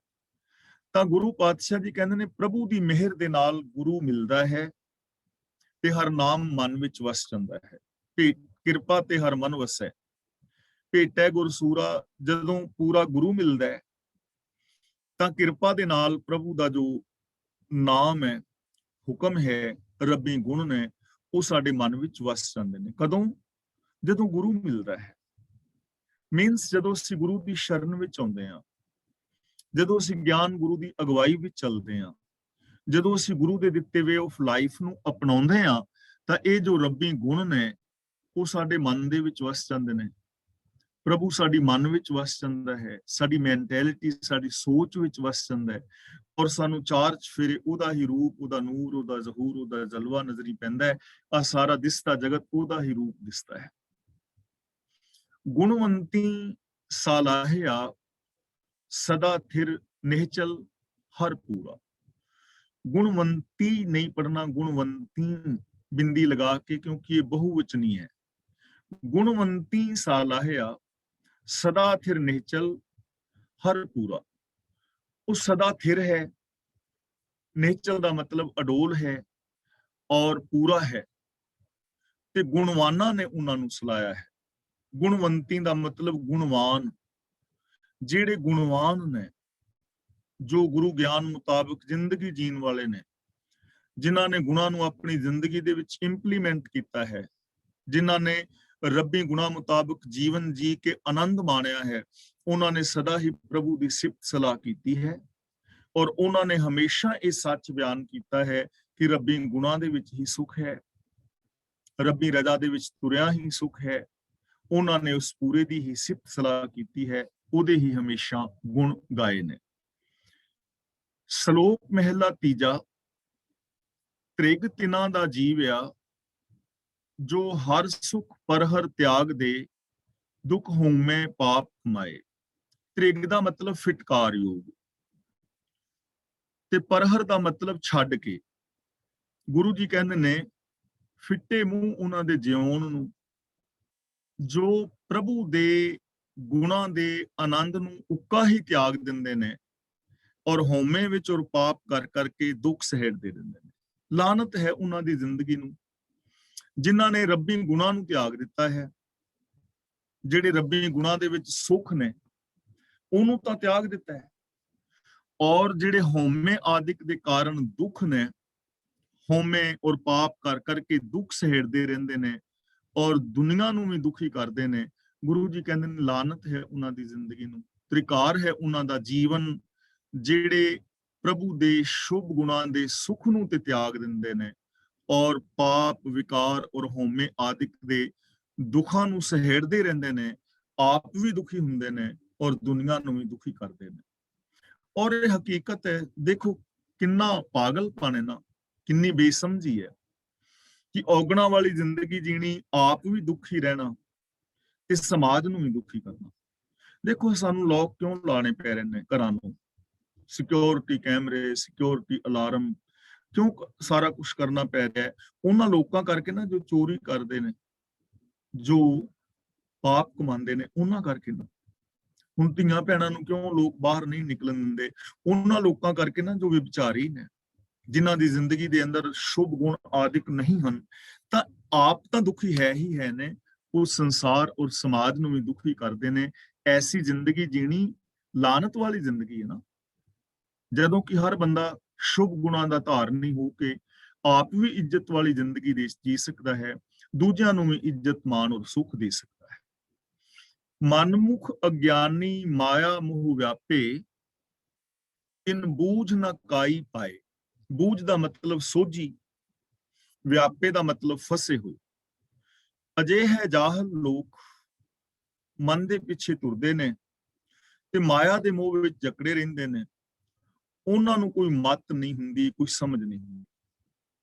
ਅਗਿਆਨ ਦਾ ਕਾਰਨ ਮਾਇਆ ਵਿੱਚ ਜਕੜੇ ਰਹਿੰਦੇ ਨੇ। ਤੇ ਮਾਇਆ ਵਾਸਤੇ ਮੈਂ ਬਾਰ-ਬਾਰ ਬੇਨਤੀ ਕਰ ਰਿਹਾ ਕਿ ਮਾਇਆ ਦਾ ਅਰਥ ਹਰ ਥਾਂ ਤੇ ਪੈਸਾ ਨਹੀਂ ਹੁੰਦਾ। ਕਈ ਥਾਵਾਂ ਤੇ ਮਾਇਆ ਦਾ ਅਰਥ ਪ੍ਰੋਪਰਟੀ ਹੈ, ਲੇਕਿਨ ਹਰ ਥਾਂ ਤੇ ਨਹੀਂ। ਮਾਇਆ ਦਾ ਮਤਲਬ ਸਾਡੀ ਇੱਕ ਸੋਚ, ਜਿਹੜੀ ਸੋਚ ਸਾਨੂੰ ਹਰ ਇੱਕ ਵਿੱਚ ਰੱਬ ਵਰਗਾ ਵਿਹਾਰ ਪਿਆਰ ਨਹੀਂ ਕਰਨ ਦਿੰਦੀ। ਮਾਇਆ ਦਾ ਮਤਲਬ ਬੰਦੇ ਦੀ ਉਹ ਸੋਚ ਜੋ ਇਹਦੇ ਅੰਦਰ ਸੈਲਫਿਸ਼ਨੈਸ ਪੈਦਾ ਕਰਦੀ ਹੈ, ਮੇਰ ਤੇਰ ਦੇ ਵਿਤਕਰੇ ਪੈਦਾ ਕਰਦੀ ਹੈ। ਜੋ ਮਨ ਦੇ ਪਿੱਛੇ ਤੁਰਨ ਵਾਲੇ ਜਾਹਿਲ ਲੋਕ ਨੇ, ਉਹ ਇਸ ਸੋਚ ਦੇ ਅੰਦਰ ਜਕੜੇ ਰਹਿੰਦੇ ਨੇ ਔਰ ਉਹਨਾਂ ਨੂੰ ਕੋਈ ਸੂਝ ਸਮਝ ਨਹੀਂ ਹੁੰਦੀ। ਇਸ ਤੋਂ ਉੱਤੇ ਉਹ ਕੁਝ ਵੇਖਦੇ ਹੀ ਨਹੀਂ। ਖੂਹ ਦੇ ਡੱਡੂ ਦੀ ਤਰ੍ਹਾਂ ਉਹਨਾਂ ਨੂੰ ਸਿਰਫ ਖੂਹ ਹੀ ਦਿਸਦਾ ਹੈ, ਉਸ ਤੋਂ ਬਾਹਰ ਉਹਨਾਂ ਨੂੰ ਕੋਈ ਸੂਝ ਨਹੀਂ ਹੁੰਦੀ ਕਿ ਗੁਨਾਹ ਵਾਲੀ ਜ਼ਿੰਦਗੀ ਵੀ ਹੈ, ਸੱਚ ਵਾਲੀ ਜ਼ਿੰਦਗੀ ਵੀ ਹੈ, ਇਨਸਾਨੀਅਤ ਵੀ ਹੈ, ਉੱਚੇ ਸੁੱਚੇ ਕਰੈਕਟਰ ਵਾਲਾ ਜੀਵਨ ਵੀ ਕੋਈ ਹੈ। ਇਹਨਾਂ ਚੀਜ਼ਾਂ ਦੀ ਉਹਨਾਂ ਨੂੰ ਕੋਈ ਸੂਝ ਸਮਝ ਹੀ ਨਹੀਂ ਹੈ। ਹਲਤ ਪਲਤ ਕੋਈ ਸੁਖ ਨਾ ਪਾਵੇਂ, ਅੰਤ ਗਏ ਪਛਤਾਏ। ਹਲਤ ਪਲਤ ਦਾ ਮਤਲਬ ਹਰ ਥਾਂ ਤੇ ਇੱਥੇ, ਹਲਤ ਦਾ ਮਤਲਬ ਇੱਥੇ, ਪਲਤ ਦਾ ਮਤਲਬ ਉੱਥੇ। ਇੱਥੇ ਉੱਥੇ ਦਾ ਮਤਲਬ ਹਰ ਥਾਂ ਤੇ। ਹੁਣ ਇੱਥੇ ਦਾ ਮਤਲਬ ਜਿੱਥੇ ਮੈਂ ਬੈਠਾ ਹਾਂ, ਉੱਥੇ ਦਾ ਮਤਲਬ ਜਿੱਥੇ ਤੁਸੀਂ ਬੈਠੇ ਹੋ। ਹੁਣ ਤੁਸੀਂ ਮੈਨੂੰ ਕਹੋਗੇ ਨਾ ਭਾਈ ਸਾਹਿਬ ਉੱਥੇ ਕੀ ਟਾਈਮ ਹੋਇਆ, ਲੇਕਿਨ ਮੈਂ ਤੁਹਾਨੂੰ ਕਹਾਂਗਾ ਉੱਥੇ ਕੀ ਟਾਈਮ ਹੋਇਆ। ਮੈਂ ਤੁਹਾਨੂੰ ਕਹਾਂਗਾ ਇੱਥੇ ਮੇਰੇ ਕੋਲ 2:17 ਹੋਏ ਨੇ ਤੇ ਉੱਥੇ ਤੁਹਾਡੇ ਕੋਲ ਕੀ ਹੋਇਆ, ਤੇ ਤੁਸੀਂ ਕਹੋ ਇੱਥੇ ਵੀ ਉਹੀ ਟਾਈਮ ਹੈ। ਇੱਥੇ ਉੱਥੇ ਦਾ ਮਤਲਬ ਹਰ ਥਾਂ ਤੇ। ਹਲਤ ਪਲਤ ਦਾ ਮਤਲਬ ਹਰ ਥਾਂ ਤੇ। ਹਲਤ ਪਲਤ ਕੋਈ ਸੁੱਖ ਨਾ ਪਾਵੇਂ, ਉਹ ਇਨਸਾਨ ਕਿਤੇ ਵੀ ਸੁੱਖ ਨਹੀਂ ਪਾਉਂਦੇ ਜਿੱਥੇ ਵੀ ਜਾਣ। ਅੰਤ ਗਏ ਪਛਤਾਏ, ਆਖਿਰ ਉਹ ਪਛਤਾਉਂਦੇ ਹੋਏ ਹੀ ਇਹ ਦੁਨੀਆ ਨੂੰ ਛੱਡ ਜਾਂਦੇ ਨੇ, ਆਤਮਕ ਮੌਤ ਤੇ ਮਰ ਜਾਂਦੇ ਨੇ। ਉਹਨਾਂ ਦੀ ਜ਼ਿੰਦਗੀ ਵਿੱਚ ਸਿਰਫ ਪਛਤਾਵਾ ਰਹਿ ਜਾਂਦਾ ਹੈ। ਔਰ ਹਕੀਕਤ ਹੈ ਕਿ ਏਡਾ ਵੱਡਾ ਪਛਤਾਵਾ ਹੈ ਕਿ ਅਸੀਂ ਸੱਚ ਬੋਲ ਸਕਦੇ ਹੋਈਏ ਪਰ ਸੱਚ ਬੋਲੀਏ ਨਾ। ਕਿੰਨਾ ਵੱਡਾ ਪਛਤਾਵਾ ਉਸ ਬੰਦੇ ਨੂੰ ਹੋਏਗਾ ਜਿਹਦੇ ਹੱਥ ਵਿੱਚ ਹੀਰਾ ਆਇਆ ਹੋਵੇ ਔਰ ਬੜਾ ਕੀਮਤੀ ਹੋਵੇ, ਔਰ ਉਸ ਹੀਰੇ ਨੂੰ ਪੱਥਰ ਸਮਝ ਕੇ ਉਹ ਸੁੱਟ ਬੈਠਾ ਹੋਏ। ਕਿੰਨਾ ਵੱਡਾ ਪਛਤਾਵਾ ਹੋਏਗਾ। ਇਸੇ ਤਰ੍ਹਾਂ ਜੋ ਸਾਡਾ ਵਰਤਮਾਨ ਬੀਤ ਰਿਹਾ ਹੈ, ਜਿਹਨੂੰ ਔਗਣਾ ਪਾਪਾਂ ਵਿਕਾਰਾਂ ਦੇ ਵਿੱਚ ਗਵਾ ਦਈਏ, ਔਰ ਜਦੋਂ ਸਮਾਂ ਆਵੇ ਦੁੱਖ ਭੋਗਣ ਦਾ ਤੇ ਫਿਰ ਅਸੀਂ ਕਵੀਏ ਪਛਤਾਈਏ, ਤਾਂ ਫਿਰ ਸਾਨੂੰ ਸੁੱਖ ਨਹੀਂ ਨਾ ਮਿਲ ਸਕਦੇ। ਤਾਂ ਗੁਰੂ ਪਾਤਸ਼ਾਹ ਜੀ ਕਹਿੰਦੇ ਨੇ ਐਸੇ ਲੋਕ ਜੋ ਰੱਬੀ ਗੁਣਾਂ ਨੂੰ ਛੱਡ ਦਿੰਦੇ ਨੇ, ਰੱਬੀ ਰਜਾ ਪਾਣੇ ਵਿੱਚ ਨਹੀਂ ਤੁਰਦੇ, ਉਹ ਕਿਤੇ ਵੀ ਸੁੱਖ ਨਹੀਂ ਪਾਉਂਦੇ ਔਰ ਪਛਤਾਉਂਦੇ ਹੋਏ ਹੀ ਇਸ ਦੁਨੀਆ ਵਿੱਚ ਜ਼ਿੰਦਗੀ ਜੀਂਦੇ ਆਤਮਕ ਮੌਤ ਤੇ ਮਰ ਕੇ ਸੰਸਾਰ ਨੂੰ ਛੱਡ ਜਾਂਦੇ ਨੇ। ਗੁਰ ਪ੍ਰਸਾਦੀ ਕੋ ਨਾਮ ਧਿਆਏ, ਤਿਸ ਹਉਮੈ ਵਿੱਚੋਂ ਜਾਏ। ਧਿਆਏ ਦਾ ਮਤਲਬ ਧਿਆਨ ਧਰੇ, ਆਪਣੇ ਧਿਆਨ ਦੇ ਅੰਦਰ ਵਸਾਏ। ਨਾਮ ਦਾ ਮਤਲਬ ਪ੍ਰਭੂ ਦਾ ਹੁਕਮ। ਗੁਰ ਪ੍ਰਸਾਦੀ ਦਾ ਮਤਲਬ ਗੁਰੂ ਦੀ ਕਿਰਪਾ। ਜੇ ਗੁਰੂ ਦੀ ਦਇਆ ਰਾਹੀਂ, ਗੁਰੂ ਦੇ ਗਿਆਨ ਦਾ ਧਾਰਨੀ ਹੋ ਕੇ ਜੇ ਕੋਈ ਨਾਮ ਨੂੰ, ਰੱਬੀ ਰਜਾ ਨੂੰ ਆਪਣੇ ਹਿਰਦੇ ਵਿੱਚ ਵਸਾ ਲਵੇ, ਤਾਂ ਉਹਦੇ ਅੰਦਰੋਂ ਹਉਮੈ ਦੂਰ ਹੋ ਜਾਂਦੀ ਹੈ ਤੇ ਹਉਮੈ ਵਿੱਚੋਂ ਜਾਏ, ਉਸ ਦੇ ਅੰਦਰੋਂ ਹਉਮੈ ਚਲੀ ਜਾਂਦੀ ਹੈ। ਜਪਜੀ ਸਾਹਿਬ ਵਿੱਚ ਅਸੀਂ ਪੜ੍ਹਿਆ ਹੈ ਨਾ, ਨਾਨਕ ਹੁਕਮੈ ਜੇ ਬੁਝੈ ਤਾਂ ਹਉਮੈ ਕਹਿ ਨਾ ਕੋਏ। ਜੇ ਕੋਈ ਹੁਕਮ ਨੂੰ ਬੁੱਝ ਲਵੇ, ਸਿਸਟਮ ਨੂੰ, ਕਿ ਸਭ ਕੁਝ ਹੁਕਮ ਦੇ ਅੰਦਰ ਹੋ ਰਿਹਾ ਹੈ, ਤਾਂ ਫਿਰ ਉਹ ਬੰਦਾ ਇਹ ਨਹੀਂ ਕਹੇਗਾ ਕਿ ਮੈਂ ਹੁਕਮ ਤੋਂ ਬਾਹਰ ਕਰ ਸਕਦਾ ਹਾਂ। ਉਹਦੇ ਅੰਦਰੋਂ ਹਉਮੈ ਚਲੀ ਜਾਏਗੀ। ਕਿਹਦੇ ਅੰਦਰੋਂ? ਜਿਹੜਾ ਹੁਕਮ ਨੂੰ ਸਮਝ ਲਵੇਗਾ ਕਿ ਦੁਨੀਆ ਦੇ ਅੰਦਰ ਹਰ ਚੀਜ਼ ਰੱਬੀ ਹੁਕਮ ਰਜ਼ਾ ਪਾਣੇ ਸਿਸਟਮ ਵਿੱਚ ਹੋ ਰਹੀ ਹੈ, ਇਸ ਤੋਂ ਬਾਹਰ ਮੈਂ ਕੁਝ ਨਹੀਂ ਕਰ ਸਕਦਾ। ਜਿਹੜਾ ਇਸ ਚੀਜ਼ ਨੂੰ ਸਮਝ ਲਵੇਗਾ, ਉਸ ਦੇ ਅੰਦਰੋਂ ਈਗੋ ਹਉਮੈ ਚਲੀ ਜਾਏਗੀ। ਨਾਨਕ ਜਿਸ ਪੂਰਬ ਹੋਵੇ ਲਿਖਿਆ, ਸੋ ਗੁਰ ਚਰਣੀ ਆਏ ਪਾਏ। ਪੂਰਬ ਦਾ ਮਤਲਬ ਸ਼ੁਰੂ ਤੋਂ ਜੋ ਪਿਛਲੀ ਜ਼ਿੰਦਗੀ ਬੀਤ ਗਈ ਹੈ। ਲਿਖਿਆ ਦਾ ਮਤਲਬ ਜਿਸ ਦੇ ਅੰਦਰ ਸੰਸਕਾਰ ਨੇ ਚੰਗੇ, ਗੁਰੂ ਦੇ ਮਿਲਾਪ ਵਾਲੇ, ਉਹ ਆਣ ਕੇ ਗੁਰੂ ਦੇ ਚਰਨਾਂ ਤੇ ਲੱਗ ਜਾਂਦੇ ਨੇ। ਜਿਨ੍ਹਾਂ ਦੇ ਅੰਦਰ ਸੰਸਕਾਰ ਨੇ, ਪਰਿਵਾਰ ਵਿੱਚੋਂ ਸੰਸਕਾਰ ਮਿਲੇ ਨੇ, ਜਿਨ੍ਹਾਂ ਨੇ ਆਪ ਆਪਣੇ ਅੰਦਰ ਇਹ ਚੀਜ਼ ਵਿਚਾਰੀ ਹੈ ਕਿ ਮੈਂ ਗੁਰੂ ਦੇ ਦਰ ਤੇ ਜਾਣਾ ਹੈ, ਗੁਰਬਾਣੀ ਅਨੁਸਾਰ ਜ਼ਿੰਦਗੀ ਜੀਣੀ ਹੈ, ਇਹ ਲੇਖ ਲਿਖੇ ਜਾਂਦੇ ਨੇ ਨਾ, ਇਹ ਸੰਸਕਾਰ ਅੰਦਰ ਪੈਦਾ ਹੁੰਦੇ ਨੇ, ਸੁਭਾਅ ਬਣੀ ਜਾਂਦਾ ਹੈ। ਉਹ ਲੋਕ ਫਿਰ ਗੁਰੂ ਚਰਨਾਂ ਵਿੱਚ ਆ ਜੁੜਦੇ ਨੇ। ਤੇ ਜਿਨ੍ਹਾਂ ਦੇ ਅੰਦਰ ਸੰਸਕਾਰ ਪੈਦਾ ਹੋਏ ਹੁੰਦੇ ਨੇ ਕਿ ਸ਼ਰਾਬ ਪੀਣਾ ਹੈ, ਮੈਂ ਵੱਡੇ ਹੋ ਕੇ ਇਹ ਕਰਨਾ ਹੈ, ਮੈਂ ਹੁਣ ਕੱਲ ਨੂੰ ਠੇਕੇ ਤੇ ਜਾਣਾ ਹੈ, ਉਹ ਹੌਲੀ ਹੌਲੀ ਠੇਕੇ ਵੱਲ ਚਲੇ ਜਾਂਦੇ ਨੇ, ਕਿਉਂਕਿ ਉਹਨਾਂ ਨੇ ਆਪਣੇ ਅੰਦਰ ਲੇਖ ਇਹੋ ਜਿਹੇ ਲਿਖ ਲਏ। ਤਾਂ ਗੁਰੂ ਜੀ ਕਹਿੰਦੇ ਨੇ ਜਿਨ੍ਹਾਂ ਦੇ ਅੰਦਰ ਪੂਰਬਲੇ ਸੰਸਕਾਰ ਹੁੰਦੇ ਨੇ ਸ਼ੁਭ, ਉਹ ਗੁਰੂ ਦੇ ਚਰਨਾਂ ਤੇ ਆ ਲੱਗਦੇ ਨੇ। ਮਹਿਲਾ ਤੀਜਾ, ਮਨਮੁਖ ਊਂਧਾ ਕੌਲ ਹੈ, ਨਾ ਤਿਸ ਭਗਤ ਨਾ ਪਾਓ। ਇਹਨੂੰ ਊਧਾ ਨਹੀਂ ਪੜਨਾ, ਊਂਧਾ ਬਿੰਦੀ ਲਗਾ ਕੇ। ਊਂਧਾ ਦਾ ਮਤਲਬ ਉਲਟਾ, ਮੂਧਾ। ਆਪ ਖੁਦਰਾ ਮਨੁੱਖ ਜੋ ਹੈ ਇਹ ਮਾਨੋ ਉਲਟਾ ਕਮਲ ਦਾ ਫੁੱਲ ਹੈ, ਯਾਨੀ ਉਹਦਾ ਹਿਰਦਾ ਕਮਲ ਉਲਟਾ ਹੈ। ਹਿਰਦਾ ਦਾ ਮਤਲਬ ਸੋਚ, ਉਹਦੀ ਸੋਚ ਪੁੱਠੀ ਹੈ। ਨਾ ਤਿਸ ਭਗਤ ਨਾ ਪਾਓ, ਨਾ ਉਹਦੇ ਵਿੱਚ ਪ੍ਰੇਮ ਹੈ ਔਰ ਨਾ ਹੀ ਉਹਦੇ ਅੰਦਰ ਰੱਬੀ ਗੁਣ ਹੈ।